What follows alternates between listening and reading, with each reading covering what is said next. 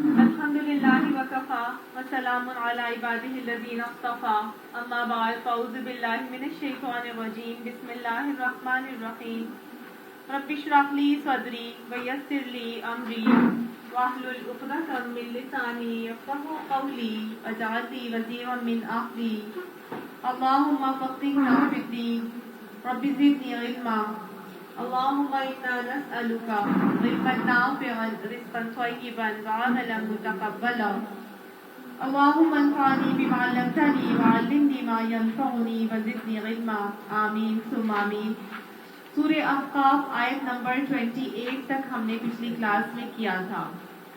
آیت نمبر 29 سے آج کریں گے۔ اعوذ باللہ من الشیطان الرجیم وَإِذْ صَرَفْنَا إِلَيْكَ نفرا من الجن يستمعون القرآن فلما حضروه قالوا أنصتوا فلما قضي ولوا إلى قومهم منذرين صدق اللہ العظیم۔ اور وہ واقعہ بھی قابل ذکر ہے جب ہم نے جنوں کے گروہ کو تمہاری طرف لے آئے تھے تاکہ وہ قرآن سنیں۔ جب وہ اس جگہ پہنچے جہاں تم قرآن پڑھ رہے تھے تو انہوں نے آپس میں کہا خاموش ہو جاؤ۔ بس جب وہ پڑھا جا چکا تو وہ خبردار کرنے والے بن کر اپنی قوم کی طرف پلٹے۔ کیا تذکرہ کیا جا رہا ہے اس کے اندر؟ سورہ احقاف ہم نے جیسے آپ کو بتایا تھا کہ سورہ احقاف کب نازل ہوئی تھی کہ آپ صلی اللہ علیہ وآلہ وسلم کے اوپر ہر قسم کی مصیبتیں جو ہے وہ توڑی جا رہی تھی۔ آپ صلی اللہ علیہ وآلہ وسلم مشکلات کا شکار ہیں۔ ہجرت کے 7 سال گزر چکے ہیں اور جو مسلمان بڑھ رہے تھے مسلمانوں کے اوپر کفار مکہ اذیتیں، ٹارچرز، عقوبتوں کا شکار بنا رہے تھے اور شدید مخالفت میں ان کے جت گئے تھے۔ ہر سطح پر ان کی مخالفت کی جا رہی تھی، معاشی سطح پر، معاشرتی سطح پر، جسمانی تشدد کا شکار کیا جا رہا تھا، ظلم و زیادتی اور استہزاء کا معاملہ، کوئی ریکنسیلیشن کا معاملہ کر رہے ہیں، کبھی کمپرومائز کے لیے آ رہے ہیں، ہر قسم کا انہوں نے طریقہ گویا اختیار کر لیا۔ لیکن جب سارے ہی طریقے انفیکٹو ہو گئے تو انہوں نے آخرکار پیارے نبی صلی اللہ علیہ وآلہ وسلم کو ان کے خاندان سمیت شعیب ابی طالب کی گھاٹی میں 3 سال کے لیے محصور کر دیا، مقاطع کر دیا گیا، سوشل بائیکاٹ، ہر طرح کی ان کے ساتھ لین دین، ملنا جلنا، ان کے ساتھ رہو رسم، شادی بیاہ، تعلقات، تجارت، سب کچھ ختم کر دیا اور اتنا مشکلات کا شکار بنایا گیا کہ ان اذیتوں کو ان 3 سالوں کے اندر آپ صلی اللہ علیہ وآلہ وسلم کی جو بہت ہی پیاری زوجہ محترمہ حضرت خدیجہ الکبریٰ بیمار پڑ گئی اور مشکلات کی تاب نہ لاتے ہوئے جب مقاطعہ ختم ہوا، اللہ تعالیٰ کی مدد آئی اور انہوں نے جو یہ ایگریمنٹ کیا تھا کہ ان کو وہاں پہ محصور کر دیا جائے گا، اس کو دیمک کھا گئی۔ آپ صلی اللہ علیہ وآلہ وسلم اس حوالے سے پھر وہ نکل سکے وہاں سے، اور جب وہ باہر آئے تو آنے کے فوراً بعد ہی آپ کی بہت ہی پیاری ہستی حضرت ابو طالب کا انتقال ہو جاتا ہے اور اس کے 1 مہینے کے اندر ہی، یعنی کہ کچھ جگہوں پر آتا ہے 4 دن کے بعد ہی حضرت خدیجہ الکبریٰ بھی پیاری ہو گئی اللہ تعالیٰ کو، یا پھر آتا ہے کہ 1 مہینے کے اندر 2 ہستیاں جو ہیں پیاری آپ صلی اللہ علیہ وسلم کی بہت ہی محبوب ہستیاں یہ اللہ کو پیاری ہو جاتی ہیں۔ اب آپ صلی اللہ علیہ وآلہ وسلم کو اتنی زیادہ مورل، سائیکولوجیکل، سوشل اور ہر طرح کی سپورٹ جو ہے نا ان 2 ہستیوں کی طرف سے حاصل تھی، لیکن اب ان دونوں ہستیوں کے جانے کے بعد یہ ساری کی ساری سپورٹ جو ہے وہ ختم ہو گئی اور کفار مکہ ہر طرح سے دلیر اور زیادہ ہو گئے اور آپ صلی اللہ علیہ وآلہ وسلم کو اتنا زیادہ اب انہوں نے مصیبتوں کا شکار بنانا شروع کر دیا۔ پہلے ان کے ہوتے ہوئے یہ سب کچھ نہیں ہو رہا تھا، لیکن اتنا زیادہ ہو گیا کہ آپ صلی اللہ علیہ وسلم کا گھر سے نکلنا محال ہو گیا، حتیٰ کہ ان کے ایک شخص نے تو آپ صلی اللہ علیہ وآلہ وسلم کے سر مبارک میں راہ چلتے ہوئے مٹی ڈال دی، اور آپ صلی اللہ علیہ وآلہ وسلم نے اسی مٹی سے اٹے ہوئے سر کے ساتھ اپنے گھر میں آتے ہیں، اور ان کی بیٹیاں جو ہیں وہ ان کا سر دھوتی ہیں۔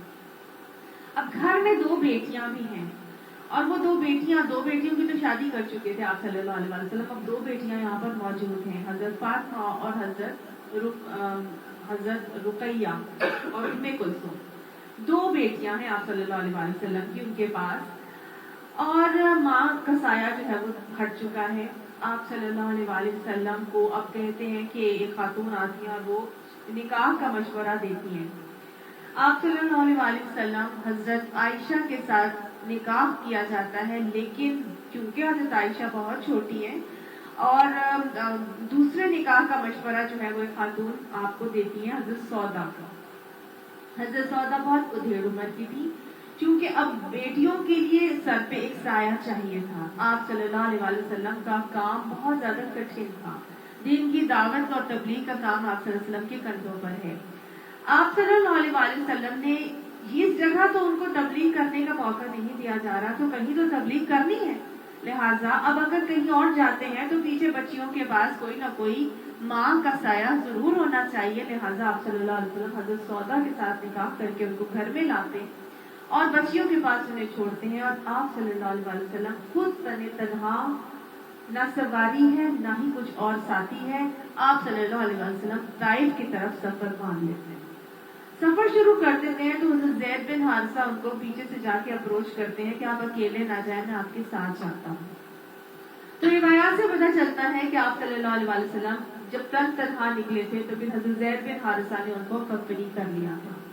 لیکن اب سوچنے کی بات یہ ہے کہ یہاں پر جہاں آپ صلی اللہ علیہ وسلم اتنی مشکلات کا شکار ہے کہ جینا تو بھر کر دیا ہے، پھر بھی آپ صلی اللہ علیہ وسلم دین کی دعوت اور تبلیغ کا کام چھوڑ نہیں رہے ہیں، کسی حال میں حالات کو اپنے اوپر غالب نہیں آنے دے رہے، بلکہ حالات کے اوپر غالب آ کر کیا کرتے ہیں، اس کا بندوبست کرتے ہیں، اس کے اسباب مہیا کرتے ہیں اور دین کی دعوت کے لیے نکل آتے ہیں، کیونکہ یہ وہ فریضہ ہے جو اللہ تعالیٰ نے ان کے کندھوں پہ ڈالا ہے اور انہوں نے دین کی دعوت کا کام پوری دنیا تک پھیلانا ہے۔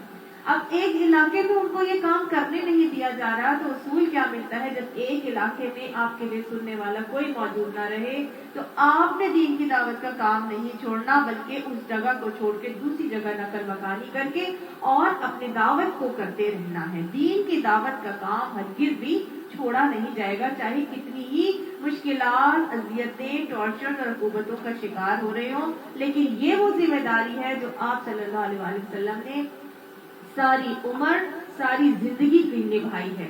ہم سنت رسول صلی اللہ علیہ وسلم کے بڑے عشق رسول کے دعوے بھی کرتے ہیں اور سنتوں کو فالو کرنے کی باتیں بھی کرتے ہیں، لیکن ہم شاید یہ بھول جاتے ہیں کہ یہ وہ سنت ہے آپ صلی اللہ علیہ وسلم کی جو آپ صلی اللہ علیہ وسلم نے کسی حال میں بھی ترک نہیں کی، اور ہم یہی سنت، اتنی بڑی سنت جو ہے وہ بھلائے بیٹھے ہیں، ہم چھوڑے بیٹھے ہیں، ہمیں اس سے فرق ہی کوئی نہیں پڑتا کہ ہمارے ساتھ ہم جو ہے نا حالات کو اپنے اوپر غالب کر لیتے ہیں، آج میری طبیعت ٹھیک نہیں، آج مہمان آئے ہیں، آج شادی بیاہ چل رہا ہے، آج فلانا ہے، آج ایسے ہے اور آج ویسے ہے، میں یہ کام نہیں کر سکتی، یعنی کہ اتنی اہم ترین سنت اور ہم اس سنت کو چھوڑ دیتے ہیں۔ اللہ تعالیٰ ہمیں اس سنت کی پہچان عطا فرما کے، اس کی قدر کر کے اور اس سنت کو اپنانے کی توفیق عطا فرمائے۔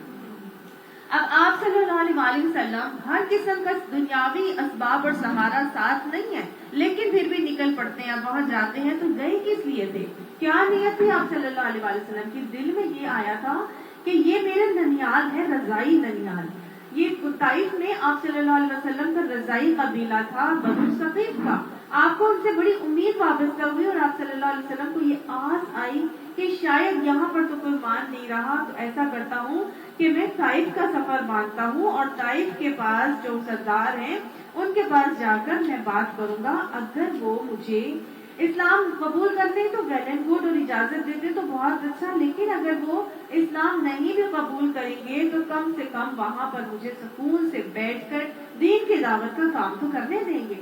تو لہٰذا آپ صلی اللہ علیہ وآلہ وسلم اس نیت سے وہاں پر پہنچے تو ان کی امیدوں کے بالکل برخلاف معاملہ ہوا.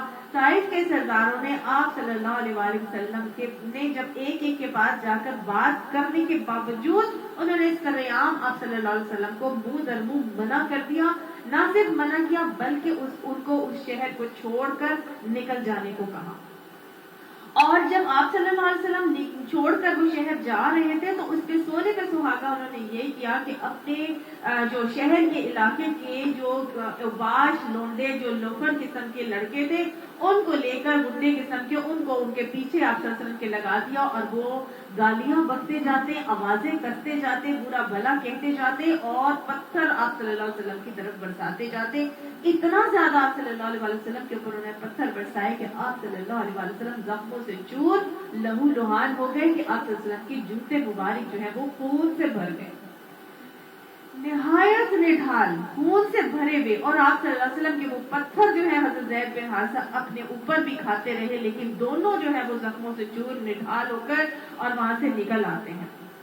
اب آپ صلی اللہ علیہ وسلم جب وہاں سے نکلتے ہیں, طائف سے باہر نکل کر جاتے ہیں, جب باہر کی طرف آتے ہیں تو آپ صلی اللہ علیہ وسلم ایک باغ کے ساتھ ٹیک لگا کے دیوار سے بیٹھ جاتے ہیں. اور آپ صلی اللہ علیہ وسلم کا یہ دور, یہ زندگی کا یہ وقت ہے کہ حضرت عائشہ نے آپ صلی اللہ علیہ وسلم سے جب احد کی جنگ ہوئی اور آپ صلی اللہ علیہ وسلم کی دانے مبارک ٹوٹ گئے تھے اور آپ صلی اللہ علیہ وسلم زخموں سے چور ہو کر جو لوہے کی کڑیاں تھیں آپ صلی اللہ علیہ وسلم کی پیشانی اور رخسار میں پھنس گئی تھی, اتنی بلیڈنگ ہوئی تھی کہ آپ صلی اللہ علیہ وسلم کولیپس ہو کے گر گئے تھے وہاں پر.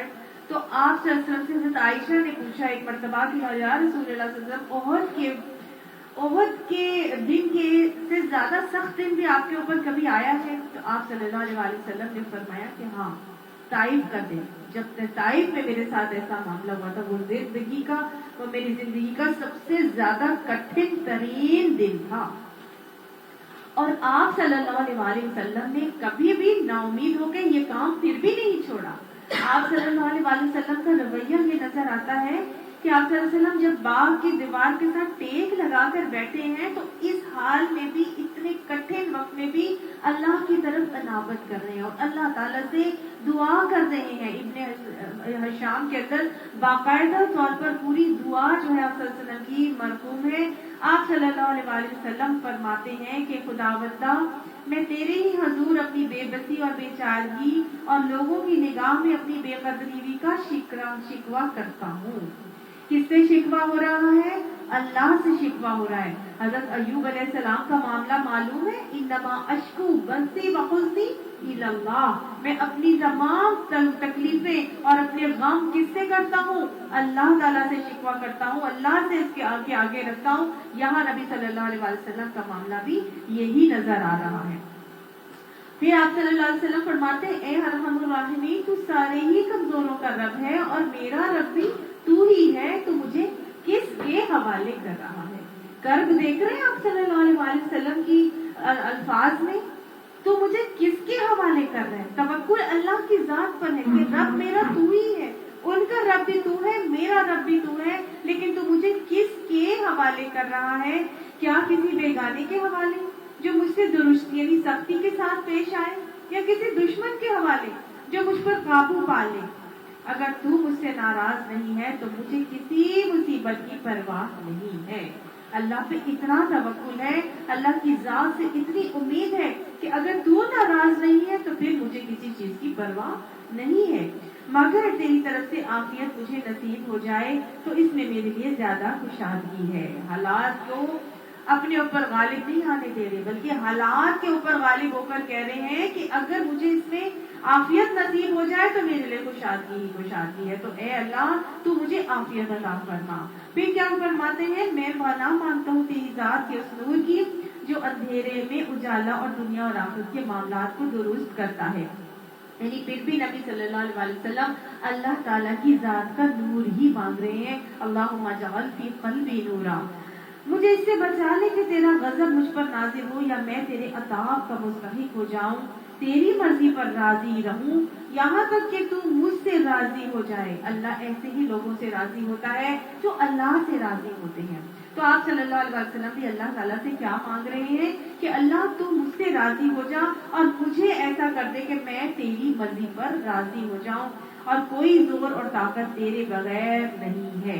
بہت ہی خوبصورت دعا جو آپ صلی اللہ علیہ وسلم اللہ تعالیٰ سے مانگتے ہیں اس وقت. نہایت دل شکستہ ہے, دل بہت بجھا ہوا ہے, سمجھ نہیں آ رہا, اس دعا میں کرب نظر آ رہا ہے نبی اکرم صلی اللہ علیہ وسلم کا. اور جب آپ صلی اللہ علیہ وسلم وہاں سے واپس پلٹتے ہیں تو قرن منازل پر پہنچتے ہیں تو وہاں پر حضرت جبرائیل علیہ السلام پہنچ جاتے ہیں. حضرت جبرائیل علیہ السلام پہنچ کر اور ایک بادلوں کا سایہ سا نظر آتا ہے تو آپ نظر اٹھا کے دیکھتے ہیں تو حضرت جبرائیل علیہ السلام موجود ہیں. حضرت جبرائیل فرماتے ہیں کہ آپ کی قوم نے جو بھی آپ کو جواب دیا ہے اللہ نے اسے سن لیا ہے اور سب کچھ اللہ نے دیکھ بھی لیا. ظاہر ہے اللہ نے سن لیا ہے. اب یہ پہاڑوں کا فرشتہ اللہ نے بھیجا ہے تو آپ جو حکم دینا چاہیں اسے دے سکتے ہیں. پھر پہاڑوں کے فرشتے نے آپ صلی اللہ علیہ وسلم کو سلام کر کے عرض کیا کہ آپ فرمائیں تو دونوں طرف کے پہاڑ ان لوگوں پر الٹ دوں. اللہ نے مدد بھیجی نبی اکرم صلی اللہ علیہ وسلم کو اور ان کی تسلی کے لیے وہ فرشتہ آ کے کہتا ہے کہ آپ حکم کریں تو میں دونوں طرف کے پہاڑ ان پر الٹ دوں. لیکن نبی اکرم صلی اللہ علیہ وسلم نے اپنی ذات کے لیے کبھی بھی بدلہ نہیں لیا تھا اور آپ صلی اللہ علیہ وسلم تو ہو قرآن تھے. آپ صلی اللہ علیہ وسلم نے اس فرشتے کو جواب کیا دیا کہ اللہ نے وہ فرشتہ بھیج دیا ہے کہ اگر یہ حکم ملے تو فوراً دونوں پہاڑوں اوپر پلٹ دیے جائیں. لیکن نبی اکرم صلی اللہ علیہ وسلم وہی متقین کی صفات کے والکاظمین الغیظ والعافین عن الناس, وہ غصے کو پی جاتے ہیں اور لوگوں کو معاف کر دیتے ہیں. واللہ یحب المحسنین, اور پھر احسان کرتے ہیں. اللہ ایسے احسان کرنے والوں کو پسند کرتا ہے. تو آپ صلی اللہ علیہ وسلم وہ قرآن کا نمونہ آپ فرماتے ہیں کہ نہیں, بلکہ میں امید رکھتا ہوں کہ اللہ ان کی نسل سے وہ لوگ پیدا کرے گا جو اللہ وحدہ لا شریک کی بندگی کریں گے. سبحان اللہ. اللہ کے نبی نے کوئی اپنی زندگی پر آنے والے کٹھن ترین دن کا بھی بدلہ نہیں لیا, جبکہ وہ بدلہ لینے کے لیے فرشتے کی مدد بھیجی جا چکی ہے. لیکن اللہ کے نبی نے معاف کر دیا اور فرمایا کہ میں امید رکھتا ہوں کہ اللہ تعالیٰ ان کی نسل سے ایسے لوگ پیدا کرے گا جو اللہ وحدہ لا شریک کی بندگی کریں گے. اگر اللہ کے نبی صلی اللہ علیہ وسلم نے اس دن طائف کے لوگوں کے اوپر پہاڑ الٹ دینے کا حکم دے دیا ہوتا تو آج میں اور آپ اسلام کی اس نعمت سے محروم رہ گئے ہوتے. اللہ کے نبی نے اس کو معاف کیا, ان قبیلے والوں کو معاف کیا اور امید رکھی تھی تو ان کی امید کے مطابق اسی قوم اور اسی نسل میں سے بنو ثقیف کے اندر سے محمد بن قاسم اٹھے اور آ کے اس بر صغیر پاک و ہند میں اسلام لانے کا سبب بنے.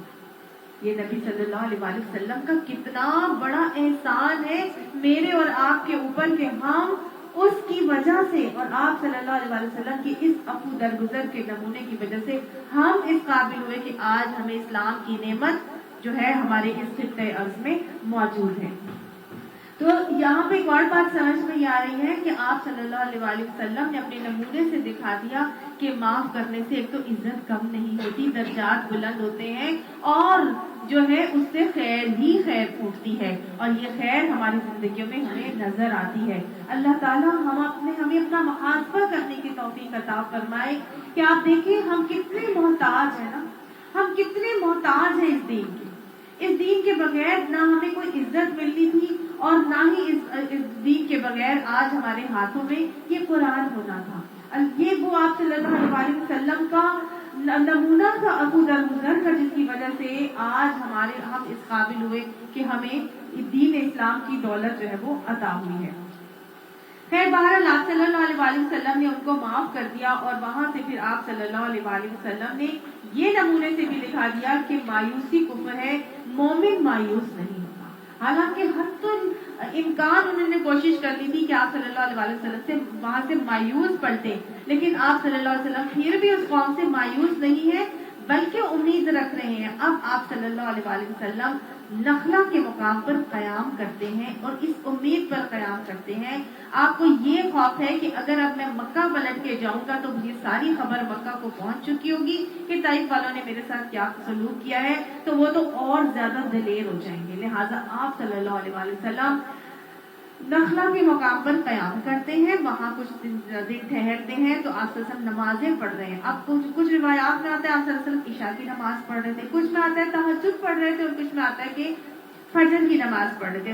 غالباً وہ تھی رات ہی کی کوئی نماز, جس نماز میں دوران نماز جب قیام میں آپ صلی اللہ علیہ وآلہ وسلم قرآن کی تلاوت کر رہے تھے, تو وہاں پر اللہ سبحانہ تعالیٰ نے جنوں کی ایک جماعت کو بھیجا تھا. جنوں کی ایک جماعت آتی ہے اور آپ صلی اللہ علیہ وآلہ وسلم سے اس قرآن کو سنتی ہے. اب پڑھتے ہیں ہم ان آیات کو جس میں اللہ تعالیٰ نے بتایا کہ ان سے وہ اس کا واقعے کا ذکر کرو کہ جب ہم جنوں کے ایک گروہ کو تمہاری طرف لے آئے تھے تاکہ وہ قرآن سنیں. تو گویا سمجھ میں یہ آتا ہے کہ اللہ سبحانہ تعالیٰ لوگوں کو بھیجتا ہے قرآن سننے کے لیے, کوئی خود سے خود نہیں آ سکتا. ہم لاکھ کوشش کر لیں کام کرنے کی, لیکن آتا وہی ہے سننے کے لیے جس کو اللہ تعالیٰ بھیجتا ہے.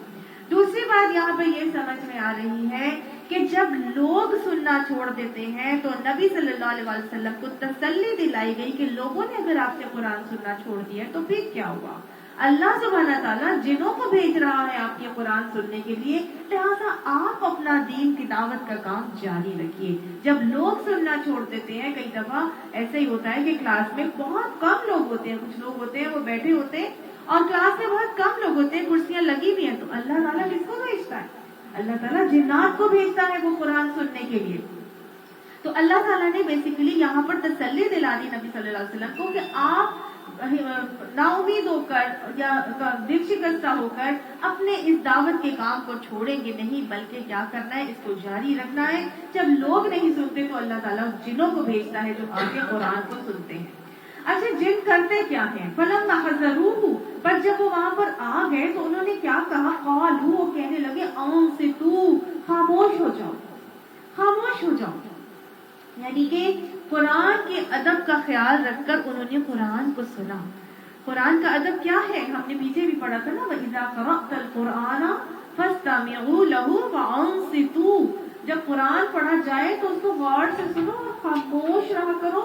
کیوں؟ لَعَلَّكُمْ تُرْحَمُونَ, شاید کہ تمہارے اوپر رحم کیا جائے, تمہیں اللہ کی رحمت نصیب ہو جائے. تو جب قرآن پڑھایا جا رہا ہو, سنایا جا رہا ہو, تو کیا کرنا چاہیے؟ خاموشی کے ساتھ سننا چاہیے اور کان لگا کے دھیان سے سننا چاہیے. تو یہی کام اس جنوں کی جماعت نے بھی کیا. انہوں نے کہا خاموش ہو کر سنو, خاموش ہو جاؤ, ٹھیک ہے نا. قرآن کے ادب کا لحاظ کیا جائے تو وہی بات ہے کہ با ادب با نصیب ہوتا ہے, بے ادب بے نصیب ہوتا ہے. یہ با ادب سے با نصیب بن گئے. جب انہوں نے ادب کے ساتھ قرآن کو سنا تو اس قرآن نے ان کے اوپر اثر کر دیا. لعلکم ترحمون کا معاملہ ہو گیا. تھے بھی یہ نیک جنات, اور نیک جنات تھے, اور پہلے انہوں نے قرآن سنا ہوا تھا حضرت موسیٰ علیہ السلام کا, کیونکہ آگے ہی وہ یہ بات بتائیں گے. تو یہ نیک جنات تھے. اب آپ یہاں دیکھ لیجئے, چند باتیں پتہ چل رہی ہیں یہاں پر. ایک تو یہ بات کہ ہر کام اللہ کی مرضی سے, انسان اپنی مرضی سے کوئی کام نہیں کر سکتا, ٹھیک ہے نا. نبی صلی اللہ علیہ وسلم جو اپنی مرضی سے کر رہے تھے وہ نہ ہوا, بلکہ کیا ہوا, وہ ہوا جو اللہ چاہتا تھا.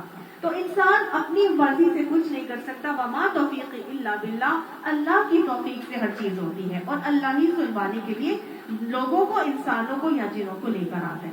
اچھا, جن جو ہے وہ بیسیکلی اللہ کی ایک مخلوق ہے اور با اختیار مخلوق ہے.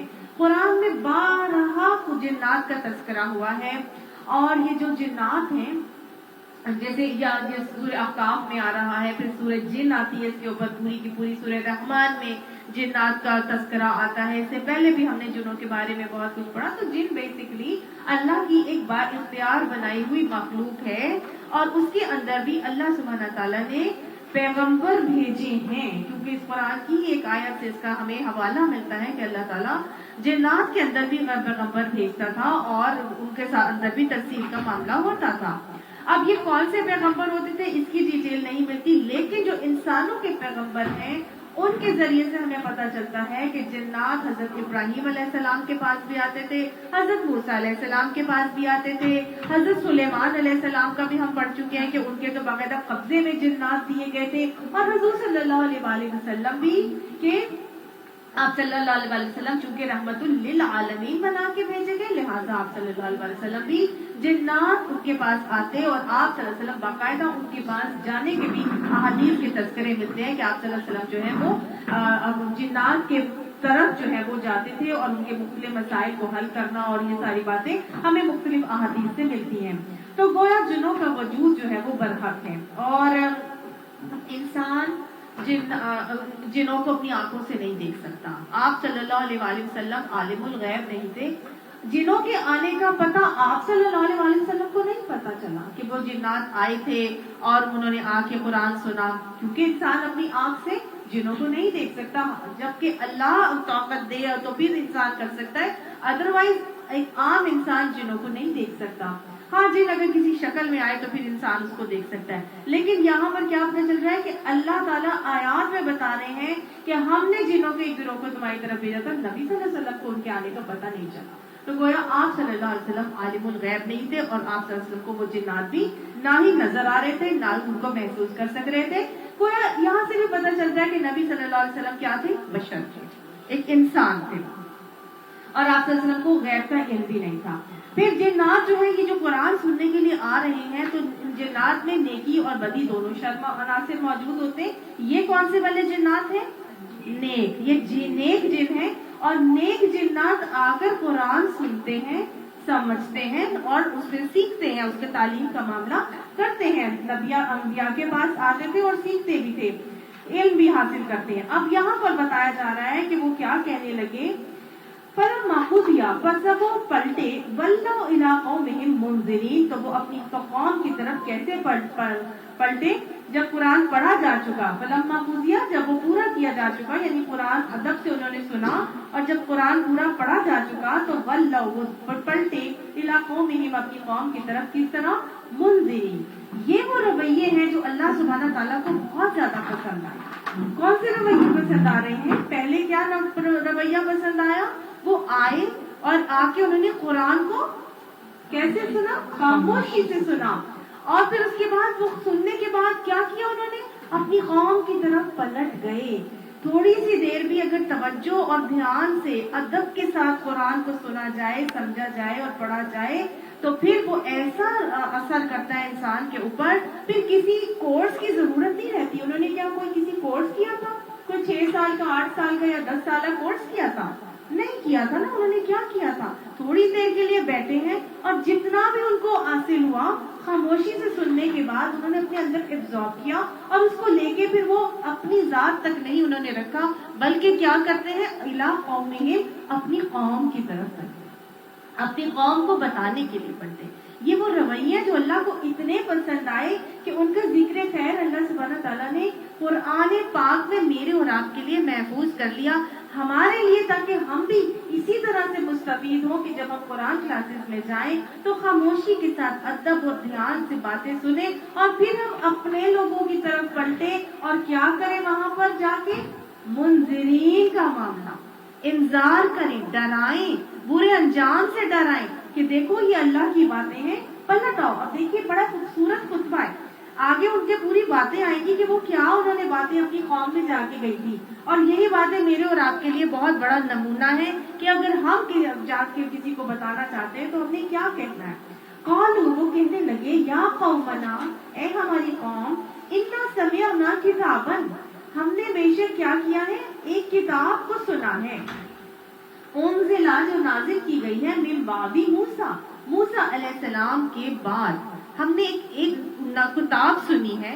کون سی کتاب موسیٰ علیہ السلام پڑھائی تھی؟ تورات۔ تو گویا تورات کے بعد اب ہم نے ایک اور کتاب سنی ہے، مصدقا لما بین یدیہ، وہ جو پہلے آ چکی ہے نا، اسی کتاب کی تصدیق کرنے والی ہے۔ یعنی اس کا مطلب ہے یہ وہ جنات تھے جو حضرت موسیٰ علیہ السلام کی تورات کو بھی سنا کرتے تھے، ان کو معلوم تھا کہ ان کی تورات میں کیا اللہ تعالیٰ نے احکامات نازل کیے ہیں۔ याद इलल हक, वो तो हक की तरफ हिदायत देती है, वही ला तरीक़ मुस्तक़ीम, और सीधे रास्ते की तरफ हिदायत देती है।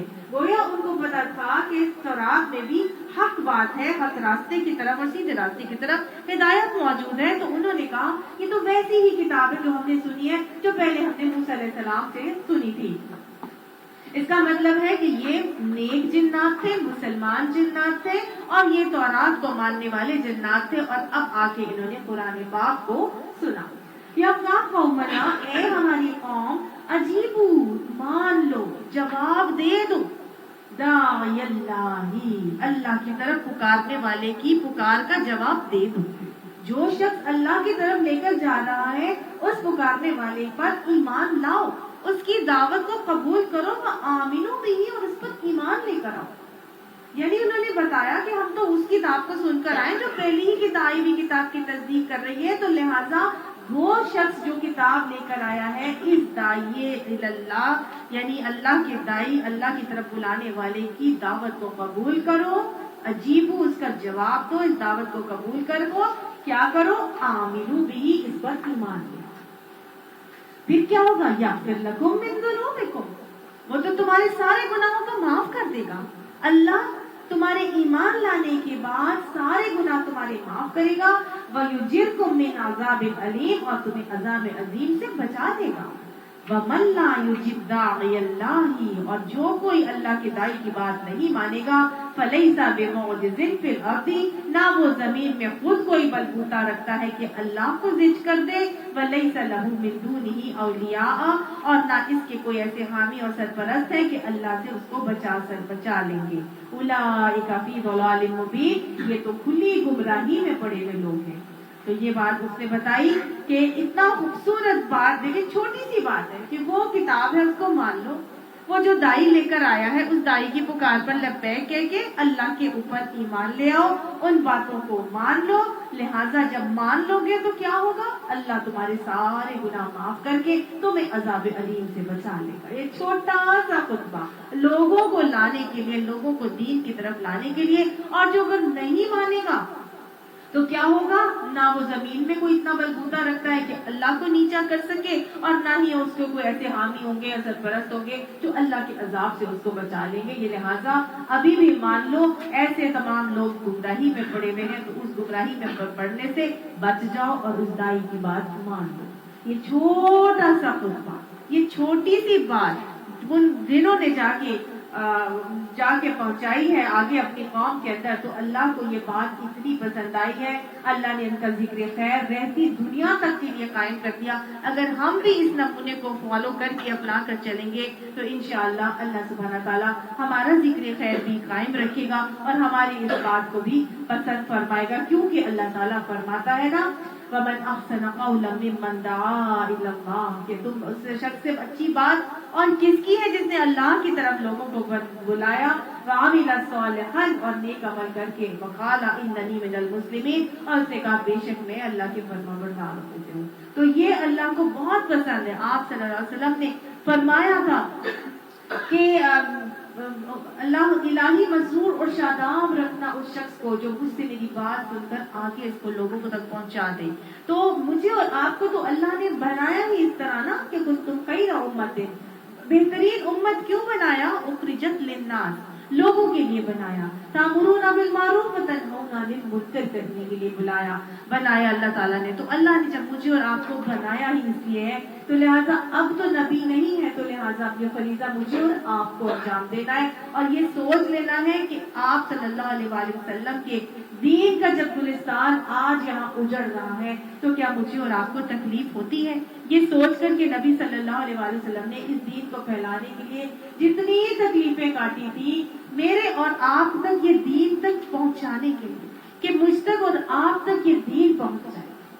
तो क्या अगर ये दीन आज हमारे तक पहुंचा हुआ है, हमारे हाथों में मौजूद है, और उस पर हमारा हाल ये हो कि हम कुरान को पढ़ने के बाद पिक एंड चूज करना शुरू हो जाए कि ये मैं मानूंगी, ये मैं नहीं मान सकती, ये मेरे लिए प्रैक्टिकली पॉसिबल नहीं है, ये मैं जो है वो उलमा और मुफ्तियान कर लेंगे, ये तो ओल्ड एज के लोग करते हैं, यंग लोग ऐसा नहीं कर सकते। तो क्या ये चीज मुझे और आपको जेब देती है? मुझे और आपको तो ये करना है कि نبی اکرم صلی اللہ علیہ وسلم کی اس اذیت اور تکلیف کو محسوس کرتے ہوئے اپنے کندھوں پر اس بوجھ کو محسوس کرنا ہے کہ اس کو ہم نے کہاں کہاں تک پہنچانا ہے، اور وہ شخص جو عمل خود نہیں کرے گا وہ آگے کیسے پہنچا سکے. لِمَ تَقُولُونَ مَا لَا تَفْعَلُونَ، تم وہ باتیں کیوں کہتے ہو جو کرتے نہیں ہو. تو لہٰذا اس دین پر پہلے مجھے عمل کرنا ہے. اگر میں اسی دین پر پڑھنے کے بعد پک اینڈ چوز کرنا شروع ہو جاؤں گی تو آگے کیسے پہنچاؤں گا. تو کتنی بڑی ذمہ داری ہے میرے اور آپ کے کندھوں کے اوپر، اور یہ سوچنا اور محاسبہ کرنے کی ضرورت ہے کہ آج ہمارا دین کے گلستان بالکل اجڑ رہا ہے. ہمارے دین کی وہ باتیں امت مسلمہ کے اندر بحیثیت امت آج نظر نہیں آ رہی. بہت کم لوگ ہیں. رہتا دیر وہ جو کہتے ہیں نا رہا سہا جو بچا کچا اسلام ہے نا، وہ آج ہمیں صرف پاکستان میں ہی کچھ نظر آتا ہے. دوسرے اسلامک کنٹریز میں آپ جا کے دیکھیے تو بس اللہ ہی ان کی خیر بنا لے، ہم سب اپنی اپنی خیر بنا لیں. اللہ تعالیٰ ہم سے یہ ذمہ داری ایسے طریقے سے ہمیں اس پہ سے مدوش ہونے کی توفیق عطا فرمائے. اور جتنا بھی ہم پڑھیں اس کو غور سے سنیں، اپنے اندر جذب کریں، اس کو اپنے اعمال میں لے کر آئیں اور اس کو آگے پہنچانے والے بن جائیں. اللہ تعالیٰ ہماری اپنی اصلاح کر کے پھر ہماری گھروں کی اصلاح کرے، اور پھر ہمارے گھروں کے بعد ہمارے خاندانوں کی اصلاح کرے، ہمارے محلے کی اصلاح کرے، اور پھر ہمارے معاشرے کی اصلاح ہو، اور پھر انشاءاللہ تعالیٰ اللہ ہمارے اسلام پاکستان کو اسلام کا قلعہ بنا دے اور ہمیں نفاذ اسلام کی بہاریں ہماری زندگیوں میں دکھا دے. انشاءاللہ ایسا ہوگا. اگر ہماری کوششیں جاری رہیں گی تو ضرور اللہ کی مدد ہمارے شامل حال آئے گی. اب اللہ تعالیٰ آگے فرماتے ہیں کہ اولم یروا ان اللہ الذی خلق السماوات والارض، کیا وہ لوگ دیکھتے نہیں ہیں، یہ انہیں نظر نہیں آتا کہ بے شک اللہ نے بنایا آسمانوں اور زمین کو، ولم یعیا، اور وہ تھکا بھی نہیں، بخلقہن، ان کو بناتے ہوئے، بقادر علی ان یحیی الموتى، وہ تو قادر ہے اس بات پر کہ وہ زندہ کر دے مردوں کو. بلا، بلکہ انہ علی کل شیء قدیر، وہ تو ہر چیز پر قادر ہے. وَيَوْمَ يُعْرَضُ الَّذِينَ كَفَرُوا عَلَى النَّارِ، جس روز یہ لوگ کافر آگ کے سامنے لائے جائیں گے، اس روز کیا ہوگا؟ اس روز ان سے پوچھا جائے گا أَلَيْسَ هَذَا بِالْحَقِّ، کیا یہ حق نہیں ہے؟ کیا یہ سچ بات نہیں تھی جو تم تک پہنچائی گئی تھی؟ قَالُوا، وہ کہیں گے بلا، بے شک یہ بات بالکل سچ تھی. وَرَبِّنَا، ہمارے رب کی قسم یہ تو بالکل سچ بات تھی. قَالَا، وہ کہا جائے گا فَذُوقُوا الْعَذَابَ بِمَا كُنتُمْ تَكْفُرُونَ، بس چکھو اس عذاب کو جو تم جس کفر کی وجہ سے تو تم کرتے رہے ہو. فَاصْبِرْ، بس صبر کرو، كَمَا صَبَرَ أُولُو الْعَزْمِ مِنَ الرُّسُلِ، بس اے نبی صلی اللہ علیہ وسلم آپ صبر کیجئے، اس طرح کا صبر کریں جیسے اولو العزم رسولوں نے صبر کیا تھا. اولو العزم رسول کون سے ہیں؟ رسول کون سے ہیں؟ ہاں جی، حضرت ابراہیم علیہ السلام، حضرت موسیٰ علیہ السلام، عیسیٰ علیہ السلام، داؤد علیہ السلام، اور حضور صلی اللہ علیہ وسلم رسول ہے. ٹھیک ہے نا. حضرت نوح علیہ السلام نبی تھے، وہ رسول نہیں تھے، وہ اولو العزم نبی تھے. رسول کون ہوتے ہیں؟ جن پہ رسالت، جو کتاب لے کر آئے ہوتے ہیں. تو آپ صلی اللہ علیہ وسلم کو حکم دیا جا رہا ہے کہ آپ اسی طرح سے صبر کریں جیسے اولو العزم، بڑے ہی عزم اور حوصلے والے رسولوں نے صبر کیا تھا. وَلَا تَسْتَعْجِلْ لَهُمْ، اور آپ ان کے معاملے میں جلدی نہ کیجیے. كَأَنَّهُمْ، گویا کہ اس روز حال ان کا یہ ہوگا، یوم یرون، جس دن وہ دیکھ لیں گے اس چیز کو جس کا ان کو ما یوعدون، جس کا ان سے وعدہ کیا جا رہا ہے، یعنی ان کو جس کا خوف دلا کر وعدہ کیا جا رہا ہے نا، اس روز وہ چیز خود اپنی آنکھوں سے دیکھ کر کیا کہیں گے؟ لم یلبثوا الا ساعۃ من نہار، کہ ہم تو انہیں ایسے معلوم ہوگا کہ جیسے ہم تو دنیا میں دن کی ایک گھڑی بھر سے زیادہ ٹھہرے ہی نہیں. فہل یہلک الا القوم الفاسقون، بات پہنچا دی گئی ہے آپ کے پاس، بس کیا اپنا فرمان لوگوں کے سوا اور کوئی ہلاک ہوگا؟ اللہ تعالیٰ نے بتا دیا، بات ساری کی ساری پہنچا دی گئی ہے، صرف اور صرف فاسق لوگ جو ہیں وہ ہلاک کیے جائیں گے. اے نبی آپ ان کے بارے میں جلدی مت کیجیے، آپ صبر سے اپنے کام کو جاری رکھیے، اللہ تعالیٰ خود ان کے ساتھ معاملہ نمٹ لے گا. وآخر دعوانا الحمدللہ رب العالمین. صدق اللہ العظیم. سورہ محمد، اس کے بعد سورہ محمد ہے. سورہ محمد بڑی ہی خوبصورت سورت ہے. اس کا نام ہی محمد بتاتا ہے کہ یہ آپ صلی اللہ علیہ وسلم کو مخاطب اس میں کیا گیا. اور اس کے حوالے سے بات کی گئی ہے کیا اس کے اندر ہوا، نازل ہوا، کب یہ نازل ہوئی اور کیا اللہ تعالیٰ نے اس کے اندر احکامات دیے. دیکھیے اس کا نام محمد ہے اور اس کا نام ایک ہے سورہ قتال، اس کو سورہ قتال بھی کہا جاتا ہے. محمد اس حوالے سے کہ آیت نمبر 2 کے فکرے وآمنوا بما نزل علی محمد، ان کی ایمان لے کے آؤ اس چیز پر جو محمد صلی اللہ علیہ وسلم کے اوپر نازل کی گئی. سورہ قتال کیوں کہا جاتا ہے؟ کیونکہ آیت نمبر 20 کے فقرے میں آتا ہے وَذُكِرَ فِيهَا الْقِتَالُ، اور ان کو قتال کا ذکر کیجئے ان سے. تو وہ اس کے اندر قتال کے حوالے سے مسلمانوں کو کچھ احکامات دیے گئے تھے. آپ صلی اللہ علیہ وآلہ وسلم مدینہ جب ہجرت کر چکے ہیں تو مدینہ ہجرت کے بعد اب آپ صلی اللہ علیہ وآلہ وسلم کے اوپر بہت زیادہ مشکلات مدینہ کے اندر آنے کے بعد بھی کفار مکہ کی طرف سے جاری تھی اور ہر وقت حملے کا خوف، حملے کا ڈر تھا. آپ صلی اللہ علیہ وآلہ وسلم کو مکی دور کے اندر حکم دیا گیا تھا کفو ایدیکم، اپنے ہاتھوں کو روکے رکھو، لڑنا جھگڑنا نہیں ہے، اور وَاسْتَعِینُوا بِالصَّبْرِ وَالصَّلَاةِ، صبر اور نماز سے مدد مانگ کے چلو، یہ حکم دیا گیا تھا. لیکن جب مدینہ آ جاتے ہیں تو آپ صلی اللہ علیہ وسلم کو ابھی اسلامی ریاست کا سربراہ بنایا گیا ہے. سب سے پہلے سورہ حج کے اندر اللہ تعالیٰ نے ان کو آیت نازل کی اور اس میں قتال کے حوالے سے جو ہے وہ اجازت دی گئی. آیت نمبر 39 میں ان کو جنگ کی اجازت دی جاتی ہے اور پھر سورہ بقرہ کے اندر اللہ تعالیٰ کی طرف سے آیت نمبر 190 میں اس کا باقاعدہ طور پر حکم دے دیا گیا. جب حکم دے دیا گیا تو اس حکم دینے کے بعد اب آپ صلی اللہ علیہ وآلہ وسلم کو ان آیات میں جو سورہ محمد میں آ رہی ہیں اس میں قتال کے حوالے سے کیا طریقہ اختیار کیا جانا چاہیے یہ یہاں پر سکھایا جائے گا. تو گویا ابتدائی ہدایات مسلمانوں کو دی گئی اور مسلمانوں کو اور اہل ایمان کو جنگ کے لیے تیار کیا گیا. بسم اللہ الرحمن الرحیم. سورہ محمد مدنی سورت ہے، اس میں 4 رکوعات اور 38 آیات ہیں. الذین کفروا، وہ لوگ جنہوں نے کفر کیا ہے، وصدوا عن سبیل اللہ، اور وہ روکتے ہیں اللہ کی راہ سے، اضل اعمالہم، ان کے سارے اعمال گمراہ ہو گئے، اللہ نے ان کو رائیگاں کر دیا.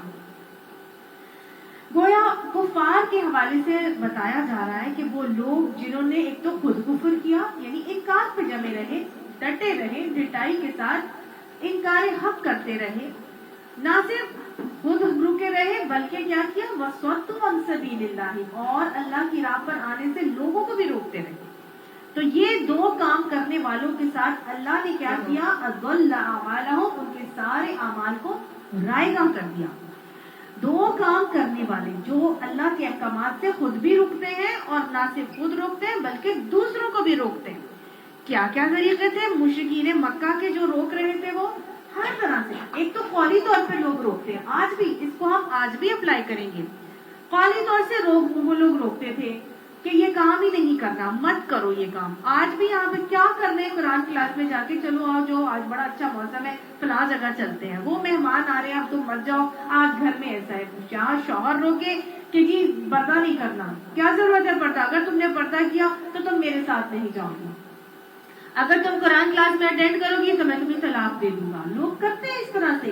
گویا ایسے تمام کام جو قولی طور پر کہہ کر روکے جاتے ہیں کہ دین کی راستے پر نہ چلا جائے، یہ سب اسی کیٹیگری میں آتے ہیں. آپ صلی اللہ علیہ وسلم کے دور میں بھی مشرکین مکہ قولی طور پر روک رہے تھے. ایک تو ڈائریکٹلی روک رہے تھے، دوسرا کیا کس طرح روک رہے تھے، استہزاء کر کے روک رہے تھے، اعتراضات کر کے روک رہے تھے. استہزاء کیسا جی، نینجا ٹرٹل بن گئی تم بھی، اور جو ہے تم نے بھی اب یہ ہولیا بنا لیا ہے، تم بھی اب پینڈو لگنے لگ گئی ہو بالکل ہی.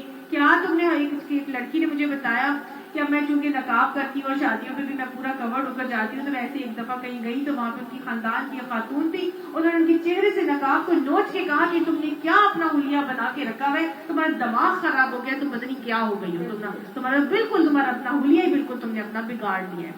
تو لوگ اس طرح استہزاء کرتے ہیں نا، مذاق اڑاتے ہیں، تضحیک کرتے ہیں، ٹارچر دیتے ہیں اور اعتراضات کرتے ہیں، مختلف قسم کے اعتراضات کر جنہیں شکار بنایا جاتا ہے. آپ صلی اللہ علیہ وسلم کو جادوگر، ساحر، مجنون، دیوانہ، کاہن، کیا کیا کہا گیا. تو اس طرح سے استہزاء کرتے تھے، وہ بھی کرتے تھے. ایک اور طریقہ یہ ہے کہ یہ قولی طور پر کرنے کے حوالے سے پھر اور کام وہ یہ کرتے تھے کہ ڈائریکٹلی اگر روک رہے ہیں تو وہ ایک اور طریقے سے بھی روکتے تھے کہ وہ آگے مختلف قسم کی پیشکش کرتے تھے، ریکنسیلیٹ کرتے تھے. بھائی تم ایسا کرو، ہماری یہ بات مان لو، ہم تمہاری یہ بات مان لیتے ہیں. ہمارے بتوں کو برا بھلا مت کہو، ہم تمہارے بتوں کی یہ کرتا ایک سال تم ہمارے معبودوں کو مان لو، ایک سال ہم تمہارے معبودوں کو مان لیتے ہیں. چلو آج ہم یو کے میں رہ رہے ہیں تو ہم یو کے والوں کی طرح ہو جاتے ہیں، اور وہ ہمارے پاس آئیں گے تو وہ ہماری طرح ہو جائیں گے. نہ ہم ہاں جی وہ مطلب کیا کر رہے ہیں، ان کو ریکنسیلیٹ کر رہے ہیں، آپ پیچ اپ کر رہے ہیں، کمپرومائز کر رہے ہیں ان کے ساتھ. تم کچھ تھوڑی میری مان لو، کچھ میں تمہاری مان لیتا ہوں. تو یہ بھی ایک طریقہ ہوتا ہے ان لوگوں کا، ایسے لوگوں کا دین کی راہ سے روکنے کے حوالے سے. لوگ آتے ہیں اور آ کے روکنا کے لیے اس طرح کے معاملات بھی کرتے ہیں. پھر کیا ہے، جب وہ ان کا یہ سارے حربے بیکار ہو گئے تو انہوں نے جسمانی تشدد کرنا شروع کر دیا. وہ جسمانی طور پہ اذیتیں دیتے، ٹارچرز کا شکار بناتے. مصعب بن عمیر کا واقعہ آپ کے سامنے ہے. ان کی والدہ نے ان کو شہزادہ عرب کہلاتے تھے، اور شہزادہ مصعب، اور ان کو لے کر ان کی ماں نے گھر سے نکال دیا، اور جسم پر ایک کپڑا بھی ان کے پاس نہیں تھا. یہ وہ شخص ہے جو امپورٹڈ پہنتے، امپورٹڈ لگاتے، ہر وقت پیمپرڈ رہتے. مردوں میں اپنی پیمپرنگ پوری کرانے کا ان کو اتنا زیادہ شوق تھا، پورا پیسہ اپنی پیمپرنگ پر لگاتے تھے. اور جیسے وہ اپنی اسکن کیئر اور اپنے بالوں کی کیئر اور پرفیومز اور کپڑا اور ہر چیز ان کے اوپر لگانا انہوں نے. لیکن دین کے بعد آنے کے بعد ماں نے اتنا تشدد کیا کہ ان کو گھر سے بیرانہ کر کے نکال دیا گیا. ان کو زنجیریں باندھ دی گئی، بڑا ہی زیادہ ان کے ساتھ معاملات کیے گئے. یہ تو ایک بتا رہی ہوں، کتنے زیادہ ہمارے پاس مثالیں موجود ہیں. مسلمانوں کے ساتھ بے انتہا اذیت، جسمانی اذیتیں ان کو دی گئی. مسلمانوں کو، جو مشرکین مکہ نے مسلمانوں کو، مسلمانوں نے مکہ کے اوپر، مصعب بن عمیر، ہاں جی مصعب بن عمیر کے ساتھ ایسا معاملہ. اور پھر حضرت بلال حبشی کا پتہ ہے آپ کو، حضرت خباب بن ارد کے حوالے سے ہم جانتے ہیں کس طرح ان کو انگاروں پہ لٹایا جاتا تھا. ان کے جسم کی چربی کے پگھلنے سے وہ انگارے بجھتے تھے. تپتی ریت پر ان کے جسم کو لٹا کر ان کے سینے پر پتھر لگ دیے جاتے. بہت ان کو گھوڑے دوڑا کر ان کو ان سے باندھ کر اور پیچھے سے ان کو رولا جاتا اور ان کے اوپر گھوڑے دوڑائے جاتے. بے انتہا ٹارچرز. ہمارے تو ایسی تکلیفیں ہی نہیں آئی آج بھی. لیکن جو لوگ کنورٹ ہوتے ہیں اپنے خاندان میں، کرسچینٹی کو چھوڑ کے اب اسلامک ہو جاتے ہیں اور مسلمان ہو جاتے ہیں، تو ان کے لوگ جو ہے ان کو نکال دیتے ہیں، ان کو ایکسیپٹ نہیں کرتے، ان کو بہت زیادہ تنگ کیا جاتا ہے. آج ہمارے یہاں پہ بہت آپ کو لوگ ملیں گے اس طرح. تو گویا ان کی جو فیملی ہے ان کو ایکسیپٹ کرنے اور اون اپ کرنے سے انکار کر دیتی ہے، اور ان کو مختلف قسم کے ٹارچرز کا شکار بنایا جاتا ہے. تو یہ ان کا ایک طریقہ تھا جو کہ وہ آپ صلی اللہ علیہ وسلم اور مسلمانوں کے ساتھ کر رہے تھے. جسمانی ہر قسم کے تشدد. اور وہ جو میں نے ابھی ہم نے آپ کو بتایا سورہ احقاف میں جس طرح انہوں نے سوشل بائیکاٹ کیا تھا، ان کا 3 سال تک ان کو چمڑے بھگو کر جو ہے وہ چوسنے پڑتے تھے، جڑی بوٹیاں کھاتے. وہ لوگ جو شہزادیاں تھیں، عرب کی شہزادے اور شہزادیاں، آپ صلی اللہ علیہ وسلم کے جو خاتون تھی حضرت خدیجہ الکبریٰ، وہ کیا تھی؟ وہ رئیسۃ العرب تھی. اتنا ان کے پاس مال تھا کہ عرب کے جتنے تاجروں کا مال ملا لے تو اتنا مال نہیں تھا جتنا حضرت خدیجہ تنہا کے پاس مال تھا. اتنا مال. تو ان کی بیٹیاں جو تھیں وہ کیا ہوں گی؟ ان کی بیٹیاں کیا ہوں گی؟ شہزادیاں ہوں گی. تو وہ شہزادیاں تھیں اور ان کا حال دیکھا آپ نے کیا ہو گیا تھا ان کا، اور وہ جو ہے کس حال میں پہنچ جاتی ہیں. اور حضرت خدیجہ تو بالکل ہی تاب نہ لا کر بعد میں ان کی ڈیتھ ہی ہو جاتی ہے. تو اتنی تشدد اور اتنی جسمانی اذیتوں کا ان کو شکار بنایا گیا.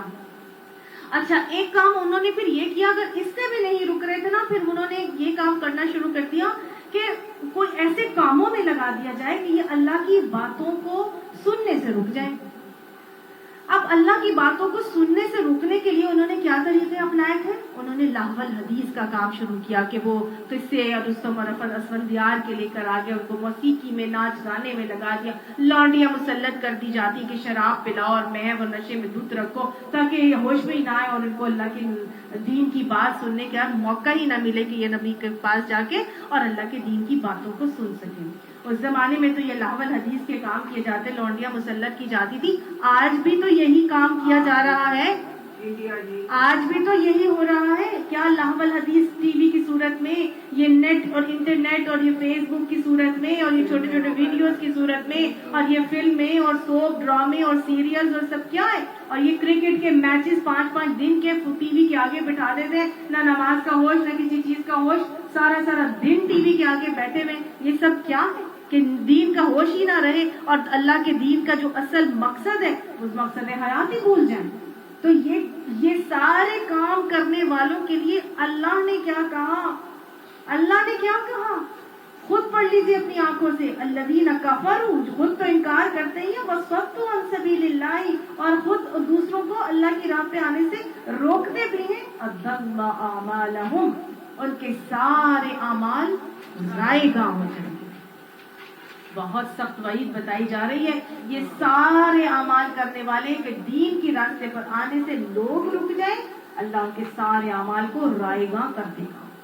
ایک طرف تو ایسے لوگ ہیں جو لوگوں کو خود بھی روک رہے ہیں اور دوسروں کو بھی روک رہے ہیں، لیکن دوسری طرف وہ لوگ بھی ہیں جو کر رہے ہیں اور جت کے کر رہے ہیں اور ڈٹ کے کر رہے ہیں اور ہرگز بھی کسی استہزاء سے، کسی ٹارچر سے، کسی پریشانی سے رک نہیں رہے، چاہے کوئی کچھ بھی تشدد کا شکار بناتا رہے. تو اللہ نے آگے فرمایا والذین آمنوا وعملوا الصالحات، اس کے برعکس وہ لوگ جو ایمان لائیں گے اور ایمان لانے کے بعد نیک اعمال کریں گے، وآمنوا بما نزل علی محمد، اور وہ ایمان لائیں گے اس چیز کے اوپر جو نازل کی گئی ہے رسول اللہ صلی اللہ علیہ وآلہ وسلم، یعنی محمد صلی اللہ علیہ وسلم کے اوپر، یعنی اس کو مان لیں گے. کس کو مانیں گے؟ قرآن کو. ویری گڈ، قرآن کو مان لیں گے. وَهُوَ الْحَقُّ مِن رَبِّهِمْ، اور یہ تو حق ہے ان کے رب کی طرف سے. اللہ ان کے ساتھ کیا کرے گا؟ جو ایمان لائیں گے، اللہ کو مان کے اللہ کی مانیں گے، نبی کو مان کے نبی کی مانیں گے، اور نبی کے اوپر نازل ہوئے ہوئے قرآن کو مان کر قرآن کی مانیں گے، کسی مار پیٹ سے نہیں ڈریں گے، کسی ٹارچر سے ڈر کر اپنے کام کو چھوڑیں گے نہیں، کسی پریشانی میں استہزاء کو سن کر کسی مذاق اور تضحیک کے معاملے کو آرام سے برداشت کر کے اپنے نیک عمل پر ڈٹے رہیں گے، جمے رہیں گے. اللہ ایسے لوگوں کے ساتھ کیا کرے گا؟ کفر عنہم سیئاتہم، اللہ ان کی برائیاں ان سے دور کر دے گا. اور کیا کرے گا؟ وَأَصْلَحَ بَالَهُمْ، اور ان کے حالات کی اصلاح کر دے گا. 2 وعدے اللہ نے ان لوگوں کے لیے یہاں پہ بتا دیے. 2 کام ان کے لیے ہو رہے تھے، ان کے سارے اعمال رائیگاں ہو گئے تھے. 2 کام کرنے والوں کے، یہاں پر یہ کام کرنے والے جو اللہ کو مان کے اور نبی کو مان کے اور قرآن کو مان کے اس کو تھام کر چلیں گے، اللہ ایسے لوگوں کے لیے برائیاں ان سے دور کرے گا، اور نہ صرف برائیاں ان سے دور کرے گا بلکہ ان کے حالات کی اصلاح بھی کر دے گا. آج اگر ہم دیکھیں تو یہ وعدہ اللہ کا آج بھی موجود ہے. کیا یہ وعدہ میرے اور آپ کے لیے قرآن رہتی دنیا تک کے لیے نہیں آیا؟